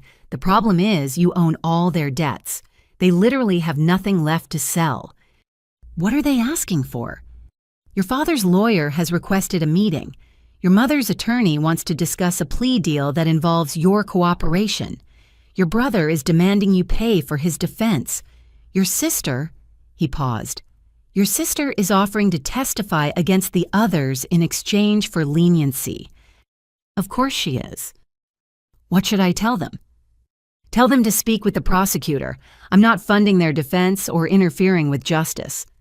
That afternoon, the calls intensified. Extended family members who'd been caught in the net began reaching out. "Uncle Robert, Sandra. I had no idea what they were doing. I'm innocent in all this. Surely you can speak on my behalf." "Aunt Martha, sweetheart, I've always been good to you. Remember when you stayed with us that summer?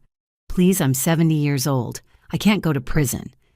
Cousin Jennifer, this is insanity. We're family. You don't send family to prison."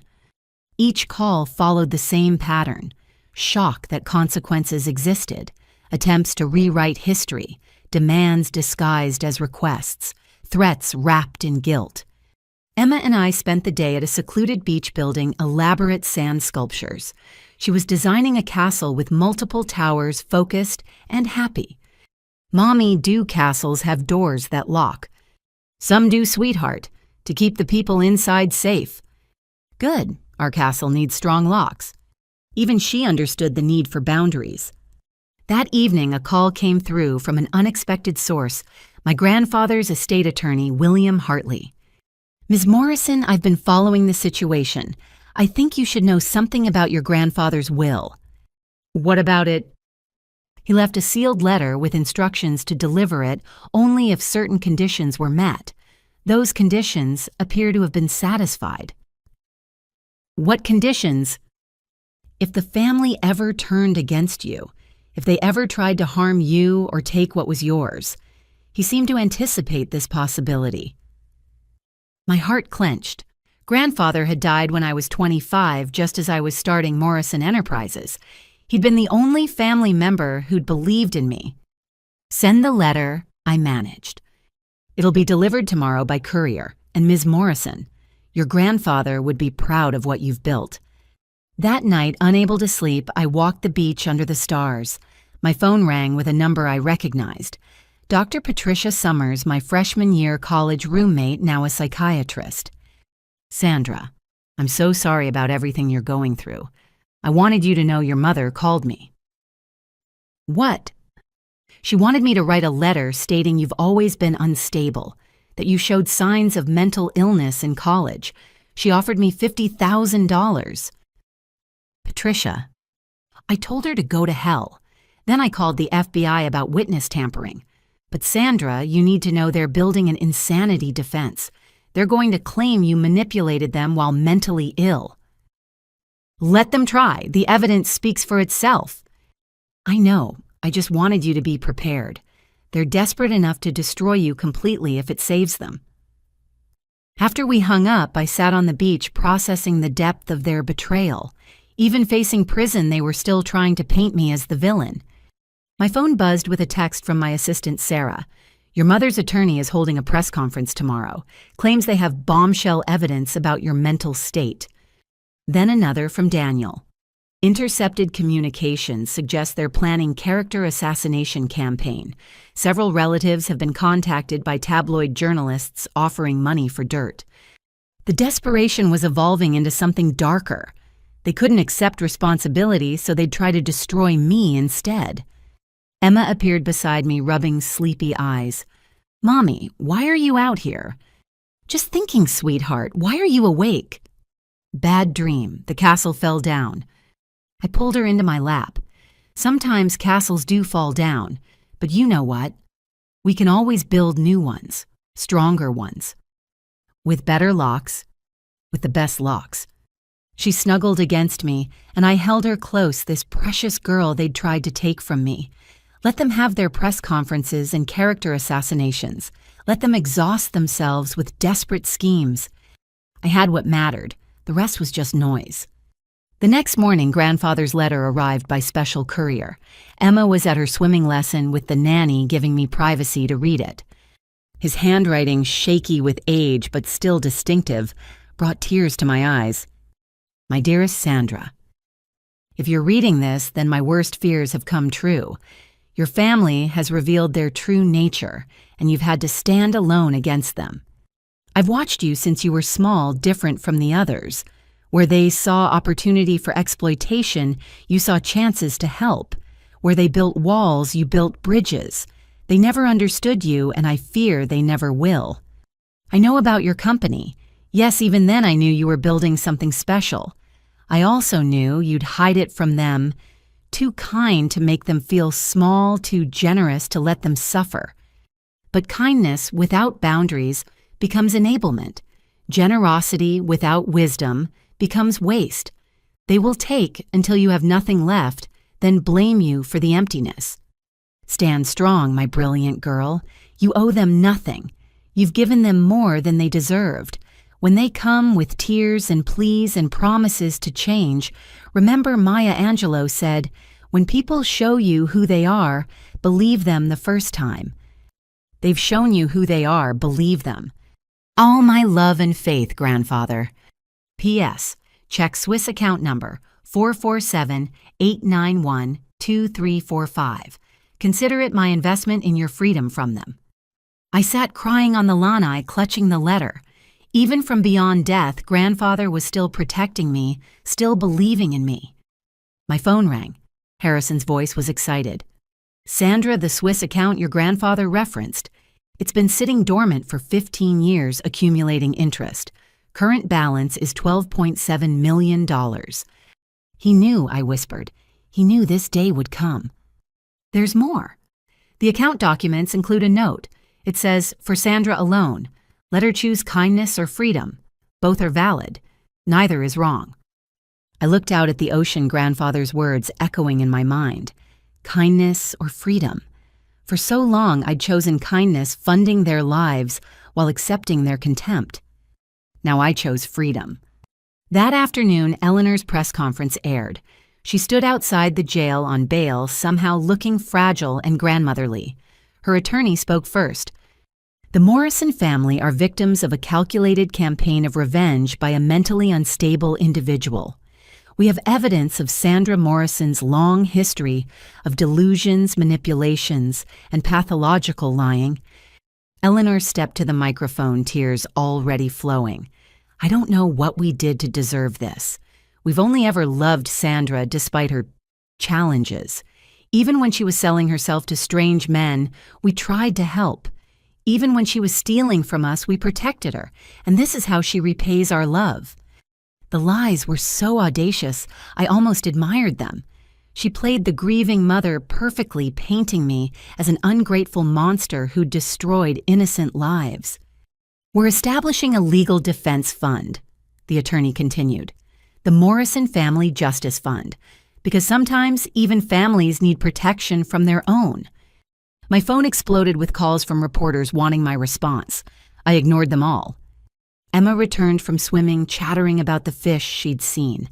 We made lunch together, her carefully spreading peanut butter while I handled the jelly.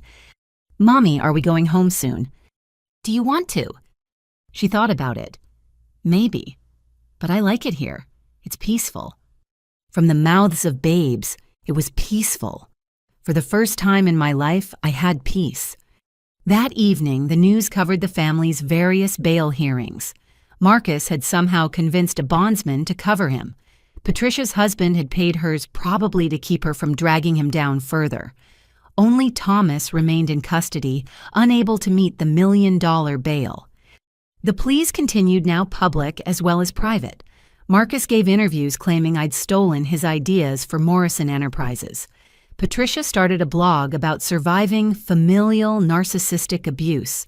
Eleanor became a fixture on morning shows, the sympathetic mother betrayed by her disturbed daughter. But the evidence was overwhelming. For every lie they told Rebecca Stone had a document proving the truth. For every accusation they made, the FBI had recordings of their actual crimes. Their desperation was public, now played out on social media and cable news. The court of public opinion was split, some believing their performance, others seeing through it. I didn't care. I had grandfather's letter, Emma's laughter, and the sound of waves washing away their poison. Let them plead. Let them perform. Let them exhaust themselves, tilting at windmills of their own construction. I was done being their audience. 6 months passed in a blur of legal proceedings, media coverage, and blessed distance. Emma and I had returned to the mainland, but kept our lives carefully separate from the ongoing drama.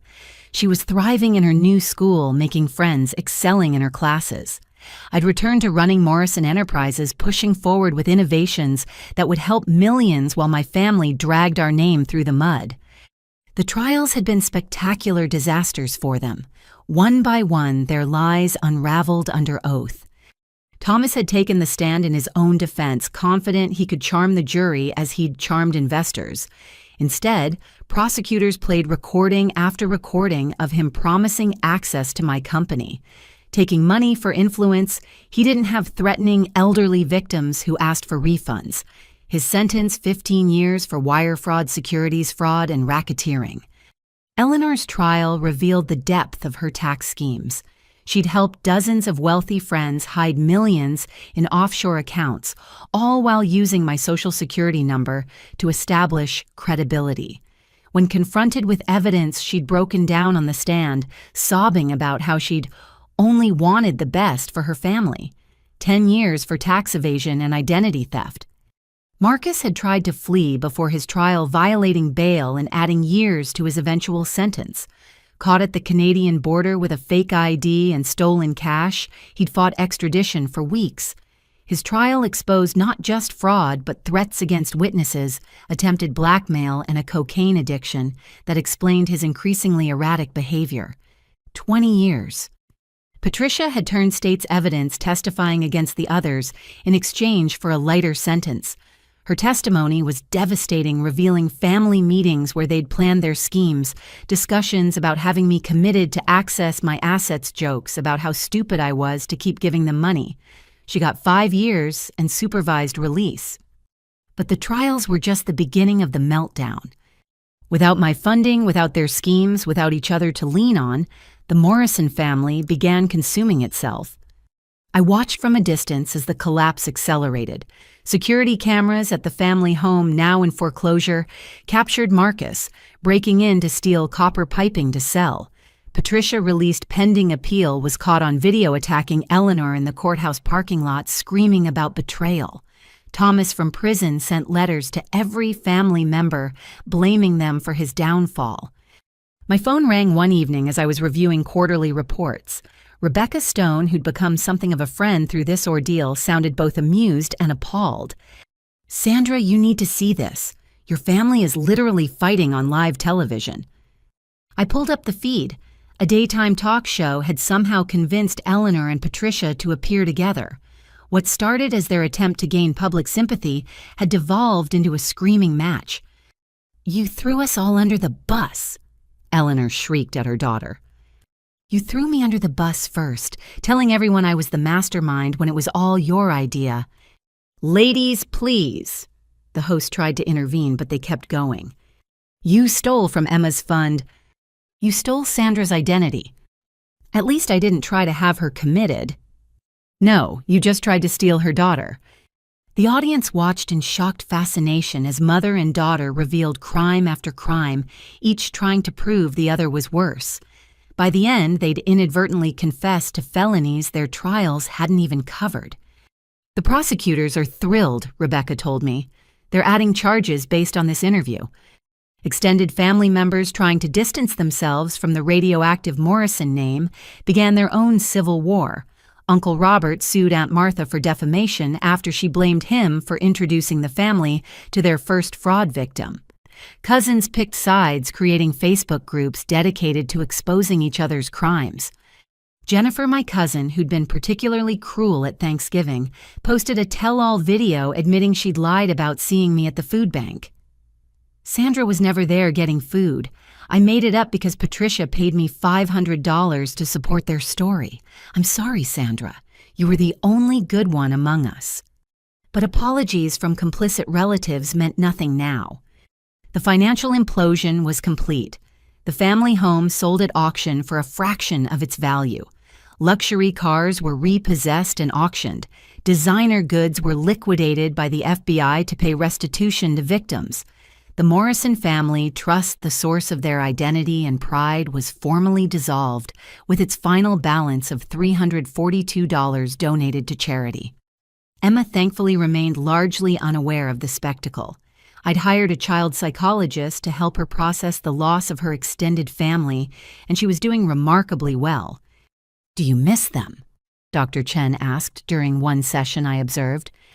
"Sometimes," Emma admitted. "But they were mean to Mommy, and they tried to take me away. That's not what family does."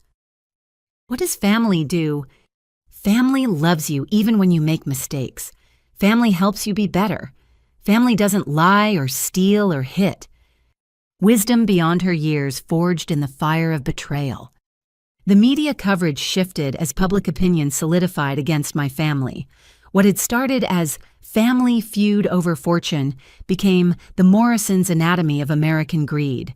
Documentary makers circled true crime podcasters, dissected every detail, psychology experts analyzed their narcissistic collapse on cable news. Then came the ultimate irony. Hollywood wanted to buy the rights to the story. Harrison called with the offer. Lifetime, Netflix, and HBO are bidding. Current highest offer is $15 million for exclusive rights. Give it to charity, I said without hesitation. Set up a fund for victims of family fraud. Let something good come from their greed. But the family meltdown wasn't done. From prison, Thomas had been orchestrating one last scheme. Using a contraband phone, he'd been calling distant relatives, claiming I'd hidden millions in offshore accounts that rightfully belonged to the Morrison legacy. If we work together, he promised in recorded calls, we can still get what's ours. Sandra can't fight all of us. What he didn't know was that every call was monitored, every scheme reported, every threat documented. His attempts to organize a family uprising from behind bars added years to his sentence. Marcus, in his own facility, had started a prison blog claiming he was a political prisoner, jailed for exposing corporate corruption. His posts grew increasingly deranged, mixing conspiracy theories with threats against judges, prosecutors, and me. Eventually, his communication privileges were revoked entirely. Eleanor, in minimum security, tried to maintain her dignity by teaching etiquette classes to other inmates. The irony of a convicted fraudster teaching manners wasn't lost on anyone. She sent me weekly letters alternating between begging for money and condemning me to hell. Patricia's situation was perhaps the most pathetic. Released to house arrest, she lived in a tiny apartment abandoned by her husband, estranged from her children who'd chosen their father's stable home over her chaos. She started a podcast called Surviving Sandra that no one listened to. Each episode grew more bitter, more detached from reality, until even the hosting platform removed it for violating terms of service. One evening, Emma and I were baking cookies when my phone rang with a call from my board chair, Harriet Chen. Sandra, I thought you should know. Your mother gave an interview to a prison documentary crew. It airs tomorrow. Our media team has seen an advance copy. How bad? She claims you've been planning this since childhood, that you deliberately built your company to destroy the family. She's also suggesting you murdered your grandfather for inheritance money. Grandfather died of a heart attack. He was 93. Facts haven't stopped them before. We're prepared with a response if needed. No response. Let her hang herself with her own rope. The documentary aired to spectacular ratings and universal condemnation of Eleanor. Her wild accusations delivered with theatrical tears were so obviously false that even former supporters turned against her. Fact-checkers had a field day. Legal experts discussed additional charges for defamation. But the final blow to the Morrison family came from an unexpected source. My grandfather's estate attorney, William Hartley, reached out again. Ms. Morrison, I've been contacted by the Department of Justice. They're invoking asset forfeiture laws against your family members. Meaning, any assets purchased with fraudulent gains can be seized. Going back 20 years. They're estimating your family benefited from over $30 million in criminal proceeds over 2 decades. $30 million. Your support was just the latest chapter. They've been running schemes since before you were born. The investigation has uncovered frauds dating back to your grandfather's generation. The revelation recontextualized everything. I hadn't been supporting a struggling family. I'd been funding a criminal enterprise that existed long before I came along. There's something else, Hartley continued. Your grandfather's personal papers include documentation of why he excluded your parents from his will originally. He knew what they were. He tried to protect you. And I undid his protection by giving them money. You gave them love. That's never wrong, even when it's undeserved. As the asset forfeiture proceeded, the family meltdown reached its crescendo. Properties I didn't even know existed were seized. Bank accounts in countries I'd never visited were frozen. Art jewelry and collectibles purchased with stolen money were cataloged and confiscated. The extended family began releasing tell-all books, each blaming the others, each revealing new crimes, each more desperate for relevance and revenue than the last. They appeared on increasingly trashy talk shows, physically fighting, revealing affairs, exposing blackmail schemes that had nothing to do with me, but everything to do with their rotten core. Emma and I watched none of it. We were too busy living our lives, building our future, surrounded by chosen family who actually knew what love meant. The Morrison family had melted down completely, consuming itself in an orgy of blame, betrayal, and bitterness. They'd become a cautionary tale, a dark fable about greed and consequences. But we weren't part of their story anymore. We were writing our own. 2 years had passed since that fateful Thanksgiving. Morrison Enterprises had gone public in a spectacular IPO, making me one of the youngest female billionaires in tech. Emma, now 10, was flourishing in 5th grade, her confidence and kindness intact, despite everything we'd endured. We'd moved to a new estate with better security, but kept our lives remarkably normal, focusing on what mattered each other, our work, and our community. The call came on a gray Tuesday morning. Harrison, my attorney, sounded unusually subdued. "Sandra, your mother is being released next week, compassionate release. She's been diagnosed with stage 3 breast cancer." I set down my coffee cup carefully, emotions I'd thought long buried stirring in my chest. "How long does she have?" "The prison doctors estimate 6 months to a year with treatment. She's requesting to see you." "No." "I told her you'd say that. But Sandra, there's more. Your father had a stroke in prison. He's partially paralyzed. Your brother was attacked by other inmates who discovered he'd been stealing from elderly people. He's in protective custody but psychologically broken. Patricia is homeless." "Harrison, these people tried to destroy me. They tried to take my daughter. They committed crimes in my name." "I know, I'm just conveying information. What you do with it is your choice." After the call, I sat in my office staring at the wall of patents and awards. Success hadn't erased the pain of their betrayal, but it had given me perspective. They were broken people who'd broken themselves further, trying to break me. That evening, Emma found me on the terrace, lost in thought. "Mom, you look sad." I pulled her close. "Just thinking about complicated things, sweetheart." "Is it about Grandma and Grandpa?" I'd always been honest with her in age-appropriate ways. "Yes, Grandma is sick. She wants to see us." Emma considered this seriously. "Do you want to see her?" "I don't know." "Maybe we should think about what's the kind thing to do. You always say being kind is important even when it's hard." My brilliant, compassionate daughter, teaching me lessons I'd taught her. The next morning, Eleanor called from a borrowed phone. Her voice was weak, raspy, nothing like the imperious tone I remembered. "Sandra, thank you for taking my call." "What do you want, Eleanor?" I wanted to hear your voice, and to say," a long pause, "to say I'm sorry." "You're sorry because you're dying. That's not real remorse." "No." Her voice cracked. "I'm sorry because I was a terrible mother. I'm sorry because I let jealousy and greed poison everything. I'm sorry because I realized lying in that cell that you were the only good thing our family ever produced, and we tried to destroy you for it." I said nothing, letting silence carry the weight of years. "I don't expect forgiveness," she continued. "I don't deserve it. I just wanted you to know that I finally understand. You weren't the family failure.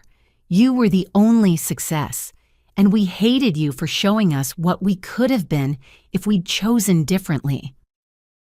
"What do you want from me, Eleanor?" "Nothing. I have nothing left to take, and you have nothing left to give. I wanted to tell you that your grandfather would be proud. I found his letters in storage, the ones he wrote about you. He saw who you really were when the rest of us were blind."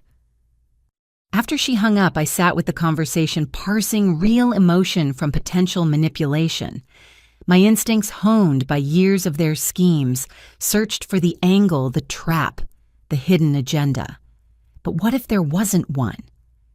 What if facing death had finally brought clarity?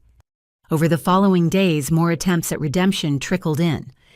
Patricia sent a handwritten letter, pages of rambling apology mixed with updates on her dire circumstances.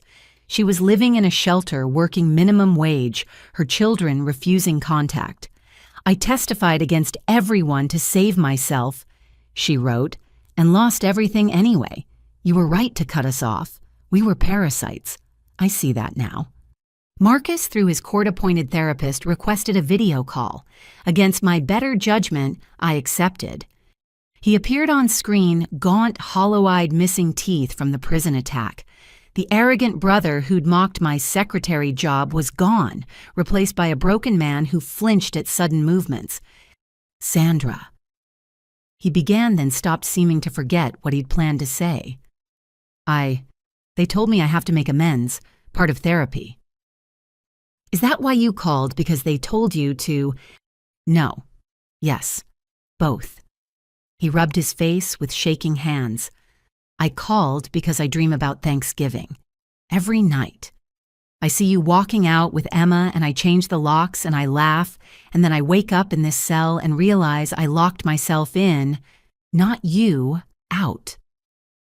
"Marcus, I'm not asking for money. I'm not asking for help. I just needed to tell you that you were right about everything. The company, the success you hid, the way you carried us. We should have been proud. We should have celebrated you. Instead, we tried to tear you down because your success made our failures obvious. Why should I believe you're sincere?" He laughed bitterly. "Because I have nothing left to gain. No schemes, no angles, no hope. Just truth. You want to know something funny? My cellmate has a daughter who uses the medical device you invented. He talks about you like you're a hero, and I have to listen knowing you're my sister, knowing what we did to you. That's my real punishment." The call ended with Marcus in tears. Whether genuine or performed, I couldn't tell. Thomas's attempt came through his lawyer. A thick envelope containing a 12-page letter written in shaky handwriting with his non-paralyzed hand. "My dearest Sandra," it began. "They say pride goeth before a fall. I fell from pride into paralysis, from schemes into silence. I have months, maybe years, to sit with what I've done." The letter detailed every cruel word, every manipulation, every moment he'd chosen, greed over love. He remembered things I'd forgotten, small cruelties that had shaped my childhood. He acknowledged the damage, the pain, the theft of not just money, but trust, safety, and family. "I don't write seeking forgiveness," he continued. "I write seeking witness. Someone should acknowledge what was done to you. Someone should say it was wrong, all of it. Every moment we made you feel small, every time we called you failure, every second of that Thanksgiving. You deserved better. Emma deserved better." He ended with a memory I'd buried. "When you were 7, you gave your allowance to a homeless man. I scolded you for wasting money. You said, 'But Daddy, he was hungry.' I should have praised your compassion. Instead, I tried to kill it. Thank God I failed. Each attempt at redemption forced me to examine my own heart. The anger was still there, but it had evolved into something more complex. Not forgiveness exactly, but understanding. They were products of generational dysfunction, repeating patterns they'd learned, teaching greed as gospel. Dr. Chen, Emma's therapist, who'd become my own, helped me process the complicated emotions. "They're facing their mortality," she observed. "Prison, poverty, illness. These have a way of stripping away delusions. The question isn't whether their remorse is real. The question is, what response aligns with your values? My values include protecting my daughter. Of course, but Emma is watching how you handle this. She's learning about justice, mercy, and boundaries. What lesson do you want her to learn?" That night, I talked with Emma about forgiveness, about boundaries, about the complexity of human nature. "So they're sorry now?" she asked. "They say they are. But they weren't sorry when they were being mean." "No, sometimes people only understand their mistakes when they face consequences.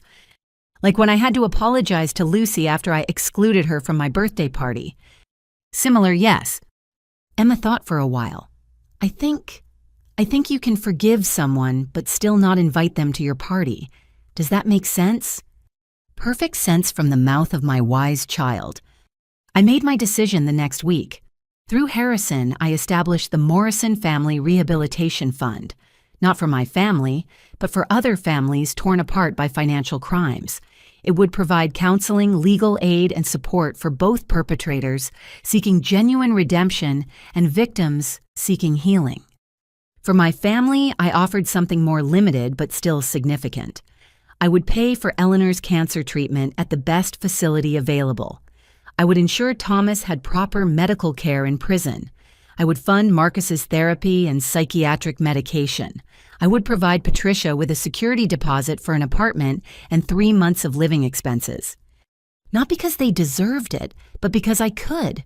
Not because I forgave them, but because compassion didn't require forgiveness.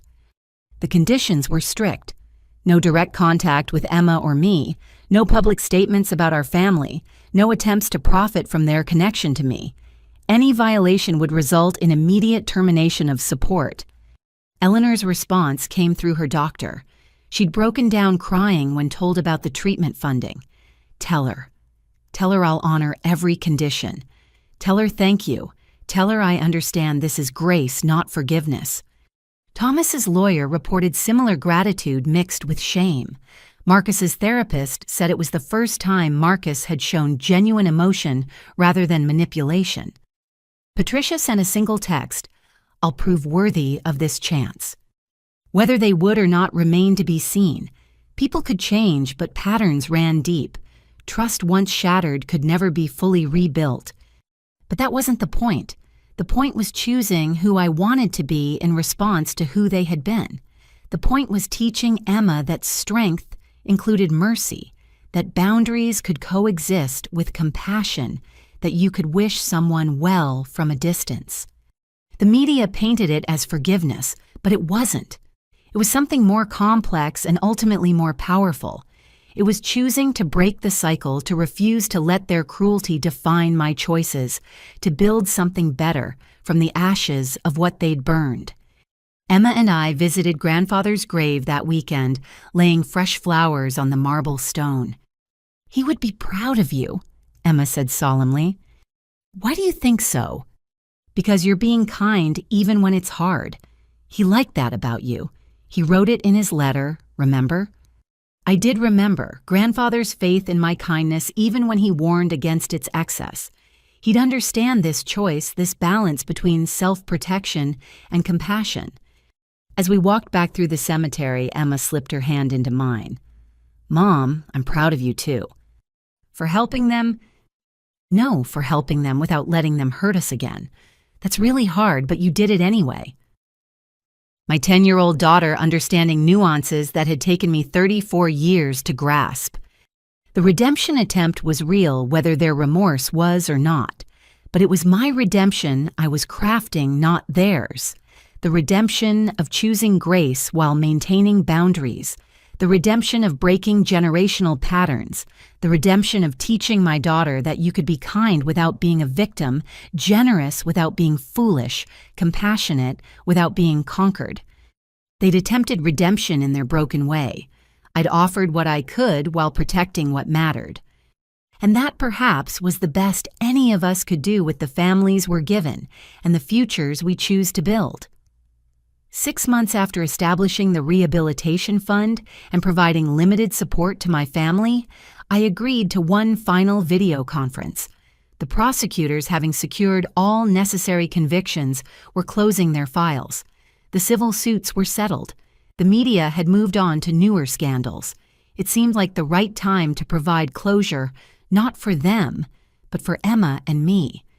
The conference was coordinated through official channels monitored by legal representatives, recorded for posterity.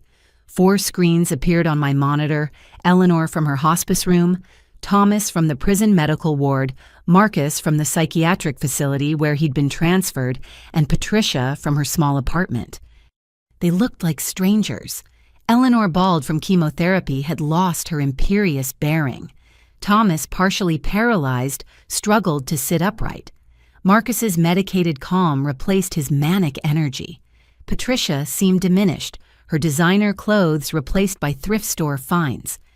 "Thank you for agreeing to this," Eleanor began, her voice barely above a whisper. "We have 20 minutes, I stated clearly. "This is not a reconciliation. This is closure." "We understand," Thomas slurred through his partial paralysis. "We just wanted to see you, to say things that need saying." "Then say them." Marcus cleared his throat. "I've been in therapy, real therapy, not the court-mandated kind. I learned about narcissistic family systems, golden children and scapegoats, generational trauma. I was the golden child who could do no wrong. You were the scapegoat who could do no right, until you succeeded despite us." "Your point?" "My point is that I see it now. The sickness we inherited and passed on. Patricia and we competed for approval by joining in their cruelty toward you. We thought tearing you down would lift us up. Instead, it destroyed us all." Patricia nodded, tears streaming down her face. "My therapist says I projected all my insecurities onto you. Every time you succeeded, it highlighted my failures. So I tried to make you smaller, to make myself feel bigger. I turned my children against their aunt, taught them to mock you. Now they want nothing to do with me, and I understand why." Eleanor's turn came with visible effort. "I was jealous. From the moment you were born, different, special in ways I couldn't understand. Your grandfather saw it. He loved you the way he never loved me. I spent 40 years punishing you for being what I couldn't be." "And you, Thomas," I prompted when my father remained silent. He struggled, whether with words or paralysis, unclear. "I wanted a son to carry on the Morrison name in business. When Marcus showed no aptitude, I pinned those hopes on him anyway. When you showed brilliance, I ignored it because you were a girl.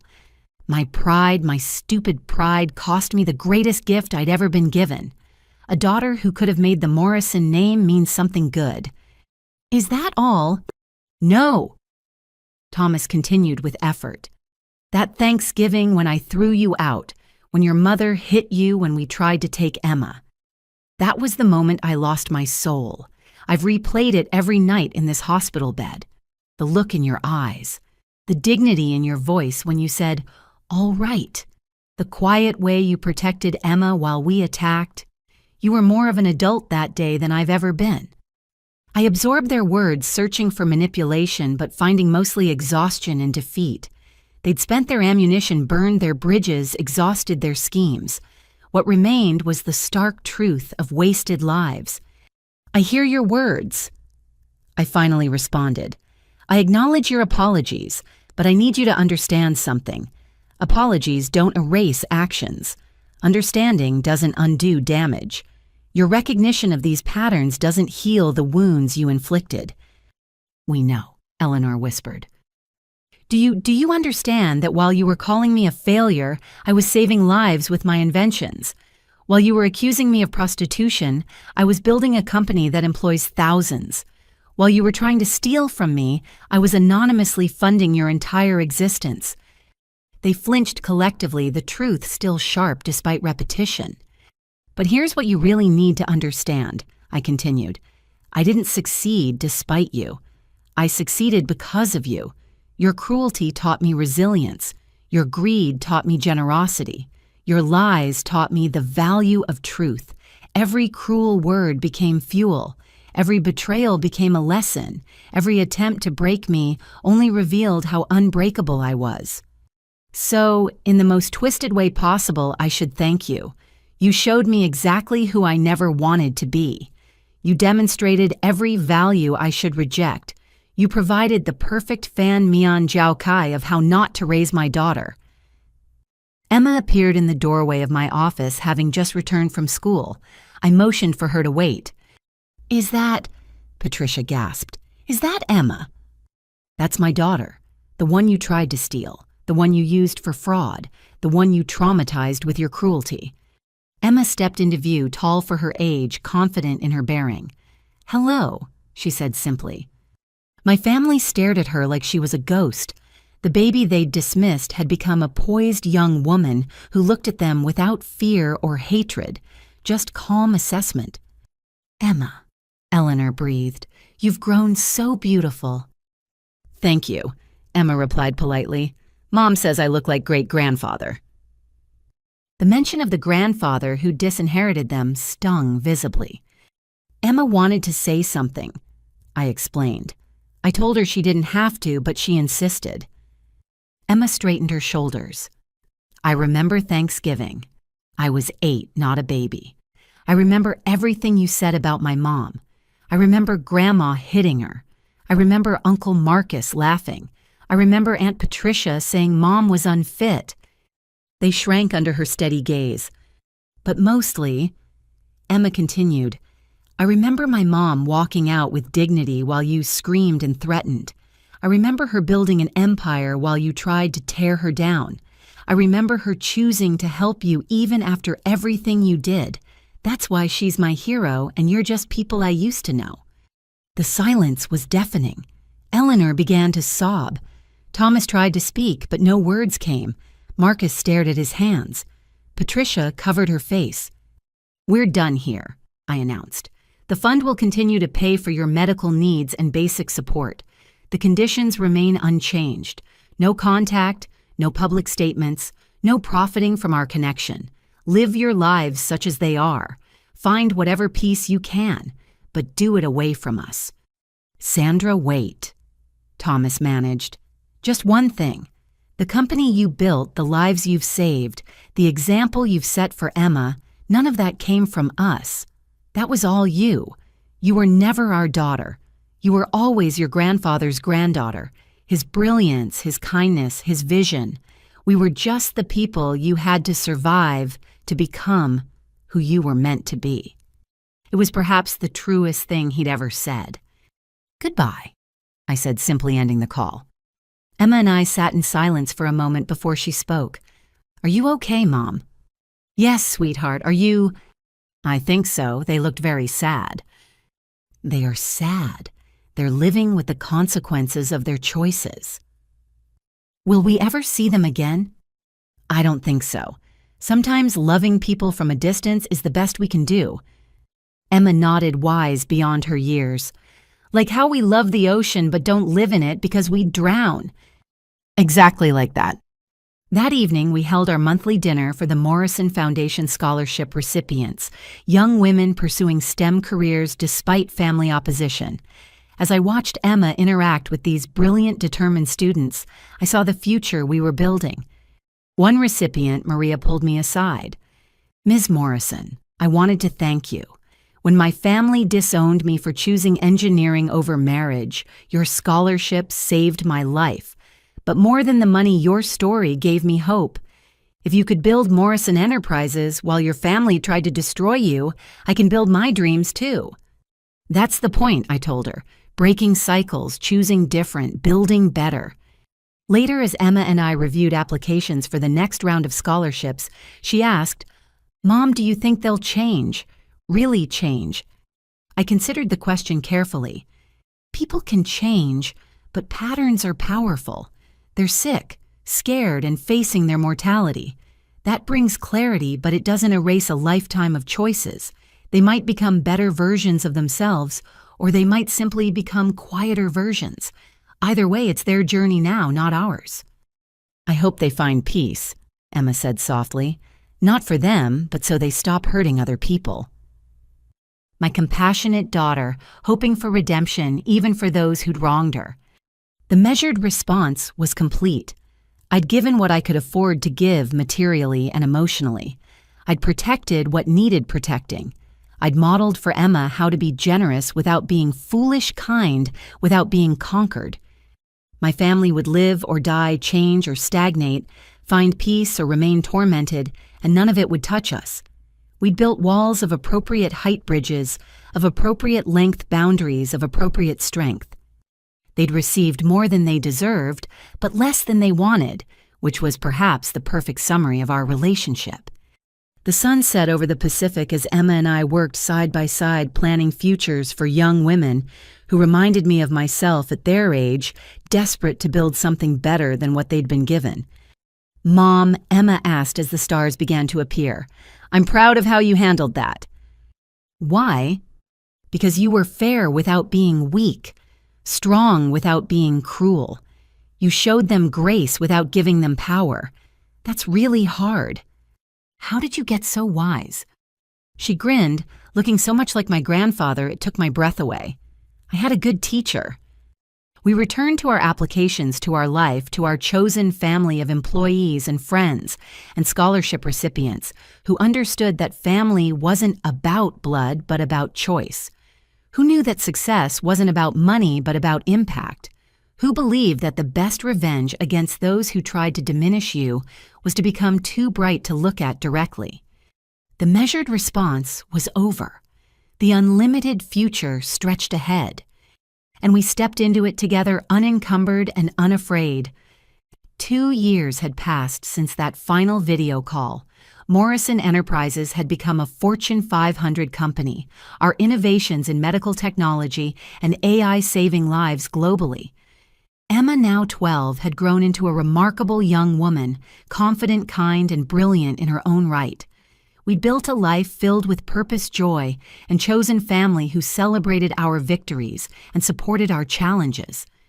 It was Thanksgiving again, but this one couldn't have been more different from that terrible night 4 years ago. Our estate buzzed with warm energy as guests arrived. The scholarship recipients we'd supported now, successful engineers, doctors, and entrepreneurs, came with their own families. Employees who'd become friends brought dishes from their cultural traditions. The board members who'd stood by me during the family crisis arrived with their children who'd become Emma's extended cousin network. "Mom Maria's here," Emma called out, running to greet the aerospace engineer who'd become her mentor. "She brought her new boyfriend to meet us." I smiled, watching Emma excitedly drag Maria to see her latest robotics project. This was what family looked like: bonds forged by choice, strengthened by mutual respect, sustained by genuine love. Harrison, my lawyer, who'd become a trusted friend, arrived with his partner and their adopted twins. "Sandra, the place looks magnificent." "It should." Emma designed the entire table setting. She's been planning for weeks. The dining room showcased Emma's eye for design, each place setting, personalized with a small gift reflecting the guests' interests or achievements. She'd insisted on round tables instead of one long one, so everyone can talk to everyone, and placed conversation starter cards at each setting to spark meaningful discussions. Daniel, my security chief, had become part of our extended family after years of protecting us. He arrived with his daughter, who Emma had been tutoring in math. Rebecca Stone came with her wife and new baby, living proof that professional relationships could evolve into real friendships. As people mingled, sharing updates on their lives and achievements, I stood back observing. 4 years ago, I'd walked out of my parents' house with nothing but Emma and our dignity. Now our home overflowed with people who genuinely cared about us, who saw us for who we really were, who loved us without conditions or expectations. "Aunt Sandra," a voice called out. It was Michael, the 10-year-old son of one of our scholarship recipients. He'd started calling me Aunt after his mother graduated, and it stuck. "Can you help me with my science project? Mom says you're the best at explaining quantum computing." After dinner, I promised, ruffling his hair. "But I want to hear your ideas first." This was the family we'd built. Children who saw me as a resource, not a bank. Adults who valued my expertise, not my wallet. Relationships based on mutual growth, not manipulation. Dr. Chen arrived with her family, having transitioned from Emma's therapist to family friend. "Sandra, I have something for you." She handed me an envelope. "It's from one of your fund recipients. She wanted me to deliver it personally." I opened the letter, written in shaky handwriting. "Dear Ms. Morrison, my name is Agnes Chen. No relation to Dr. Chen. I'm 78 years old. Your father convinced me to invest my life savings in his fake business club. I lost everything and had to move in with my daughter. When the FBI recovered some funds and your rehabilitation program helped me rebuild, I thought that was miracle enough. But you did more. You hired my granddaughter as an intern at Morrison Enterprises. You probably don't even know with so many employees, but she's flourishing. She talks about you like you're a superhero. I wanted you to know that your kindness rippled further than you might realize. My whole family has been transformed by your choice to build instead of destroy. Thank you for showing us that success and compassion can coexist. With gratitude and love, Agnes. I wiped away tears as Emma appeared at my side. Good letter. The best kind, I said, showing her. She read it, her face lighting up. That's Jenny Chen. She works in my after-school robotics program. I didn't know her grandmother was one of Grandpa's victims. The connections were everywhere, weaving a tapestry of redemption and growth from the threads of old pain. Harriet Chen. My board chair called everyone to attention. Before we sit down to feast, I want to share something. 4 years ago, I watched Sandra face a crisis that would have destroyed most people. Her family's betrayal, their crimes, their attempts to steal everything she'd built. Any of us would have been justified in seeking revenge.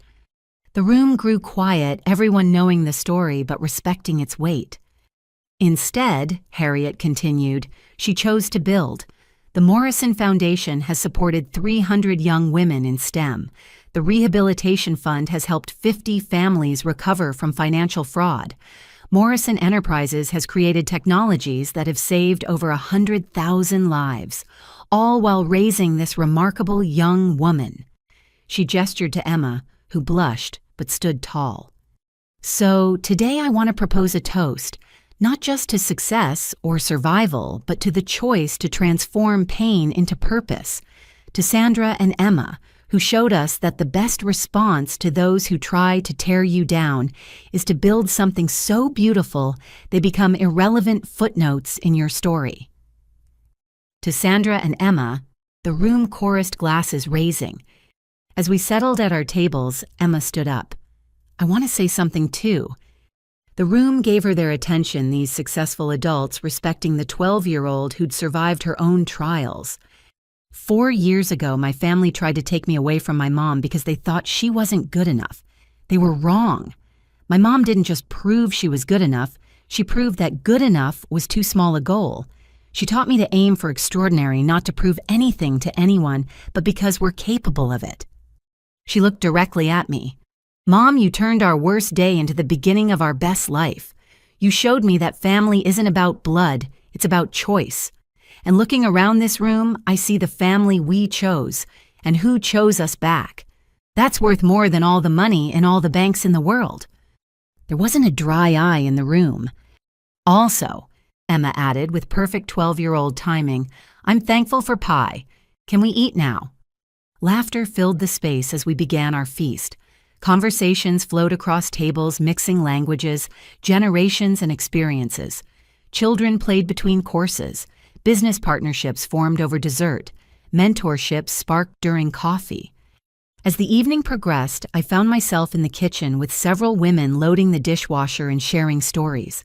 Maria mentioned she was considering starting her own aerospace company. Another scholarship recipient was launching a nonprofit. Rebecca Stone was writing a book about financial fraud recovery. You know what amazes me? Dr. Chen said, drying dishes. How you've all turned trauma into fuel. Every woman in this room has a story of family betrayal or societal obstacles. But instead of becoming bitter, you became builders. We had a good example, Maria said, nodding toward me. We had each other, I corrected. That's the difference. We chose to link arms instead of stepping on each other. Later, as the evening wound down, Emma and I stood on the terrace overlooking the ocean. Guests still mingled inside. Children had built a fort in the playroom. Teenagers discussed college plans in the library. This is perfect, Mom, Emma said, leaning against me. It really is. Do you ever think about them, the other family? I considered the question. Eleanor had passed 6 months ago, her cancer winning despite treatment. Patricia had sent a single text. She's gone. Thought you should know. I'd felt sadness, but not the sharp grief of losing a mother. That had happened years earlier. Thomas remained in prison, his health declining. Marcus had been transferred to a long-term psychiatric facility. Patricia worked at a grocery store, living quietly, her social media presence erased. The extended family had scattered the Morrison name, so tainted that many had legally changed theirs. Sometimes, I admitted, but not with anger anymore, just with distance, like remembering a movie I saw once that didn't end well.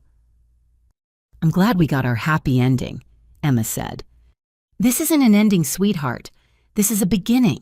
Every day we get to choose who we invite into our lives, what we build, how we love. The ending only comes when we stop choosing.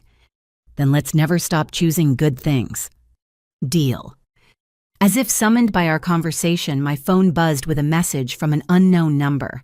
I almost ignored it, then saw it was from the prison communication system. "Sandra, this is Marcus. I know I'm not supposed to contact you, but I'm being released tomorrow. Early release for good behavior and overcrowding. I have nowhere to go, no one to call. I'm not asking for money or help. I just wanted someone to know I exist, that I'm trying. I won't contact you again. I hope your Thanksgiving was everything ours never were. Marcus." I showed Emma the message. "Well, what will you do?" she asked.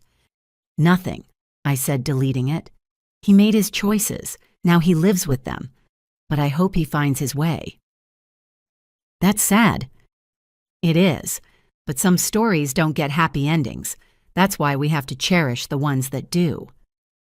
We returned to our guests, to our chosen family, to the life we'd built from the ashes of what others had tried to burn. The scholarship recipients were planning a collaborative project. The board members were organizing a charity gala. The children were performing an impromptu talent show. This was wealth. This was success. This was family. As the last guests prepared to leave, each taking home containers of leftovers, Emma had insisted on preparing. Our home felt fuller despite emptying. Love lingered in every corner. Laughter echoed in every room. Hope permeated every surface. Best Thanksgiving ever. I asked Emma as we surveyed the happy chaos. "Best everything ever," she confirmed. "But Mom, next year, can we do this on a different day? I want to start a new tradition. Our own holiday that isn't connected to old memories." My brilliant daughter, always thinking ahead, always choosing to build rather than simply rebuild. "What should we call it?" "Gratitude Day, Family Choice Day, Beginning Day. Let's think about it together. We have a whole year to decide." "A whole lifetime." Emma corrected, then paused. "Mom, I have a confession. I've been writing about our story, for my English class, but also for me. Is that okay?" "Of course, your story to tell too. I'm calling it How to Build a Family. Want to read it?" I'd be honored. As we cleaned up together, Emma chattering about her writing project, I reflected on the journey. 4 years ago, I'd lost a family that never truly existed. In exchange, I'd gained a life beyond my wildest dreams. Morrison Enterprises would continue growing, saving lives, changing industries. The foundations would expand, supporting more women, helping more victims. Emma would forge her own path, whatever that looked like, with the confidence of someone truly loved and supported. And somewhere out there, the people who'd tried to destroy us were living with their choices. I hoped they'd found peace or purpose, or at least survival. But their story was no longer intertwined with ours. Our story was here in this house, filled with chosen love in the companies we'd build, in the lives we'd touch, in the future we'd create together. The beginning was beautiful. The middle had been harrowing. But the best part, we were still writing it, one choice at a time, one day at a time, one love at a time. "Mom," Emma called from the kitchen. "Want to help me plan next year's menu? I'm thinking international fusion to represent everyone's heritage." I laughed, joining my daughter in planning our future celebrations. Because that's what you do when you've survived the worst and built the best. You keep building. You keep choosing. You keep loving. And you never ever look back. The doorbell rang on an ordinary Tuesday evening. Emma was at robotics club and I was reviewing contracts in my home office. The security system showed a delivery person with a small package. I signed for it, noting the return address was from a law firm in Switzerland. Inside was a letter and a small key. Dear Ms. Morrison, per instructions left by your grandfather, this final bequest was to be delivered exactly 7 years after the initial inheritance, but only if you had chosen freedom over enabling. Congratulations on meeting his conditions. The attached key opens safety deposit box 447-891-23462 at Credit Suisse in Zurich. Your grandfather wanted you to know the money was never the inheritance. The wisdom to know when to stop giving it was. With regards the estate of William Morrison, I held the key this final message from beyond the grave. Grandfather had known. He'd planned for this betting I'd eventually choose myself over them. Later that evening, I video called the bank in Zurich. The safety deposit box contained no money, no gold, no stocks. Instead, there were letters, dozens of them, all addressed to me dated across the years when grandfather was alive, but I was too young to understand.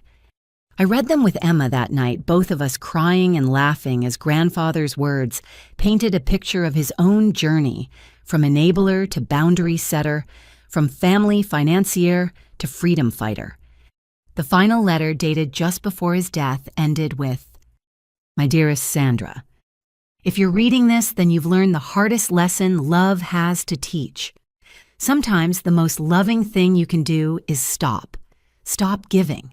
Stop enabling. Stop sacrificing yourself for people who see you as a resource rather than a soul. I failed with your parents. I gave until they expected it helped, until they demanded it loved, until they felt entitled to it. By the time I realized my error, it was too late. They were who they'd become, users rather than lovers. But you, my brilliant girl, you have the chance I missed.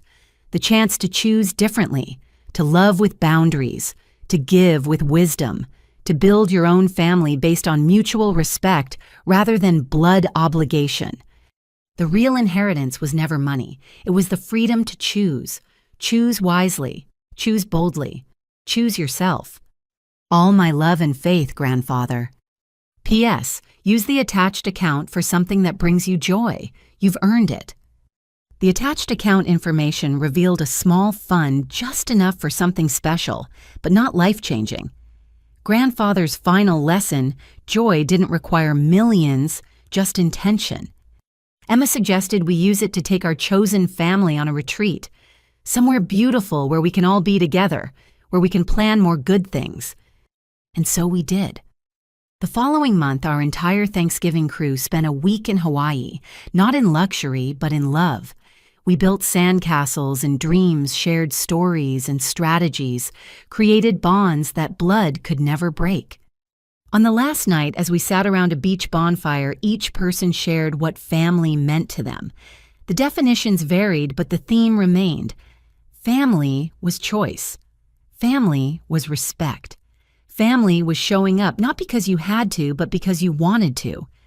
When my turn came, I looked around the circle of faces lit by firelight, these people who'd chosen us as fiercely as we'd chosen them.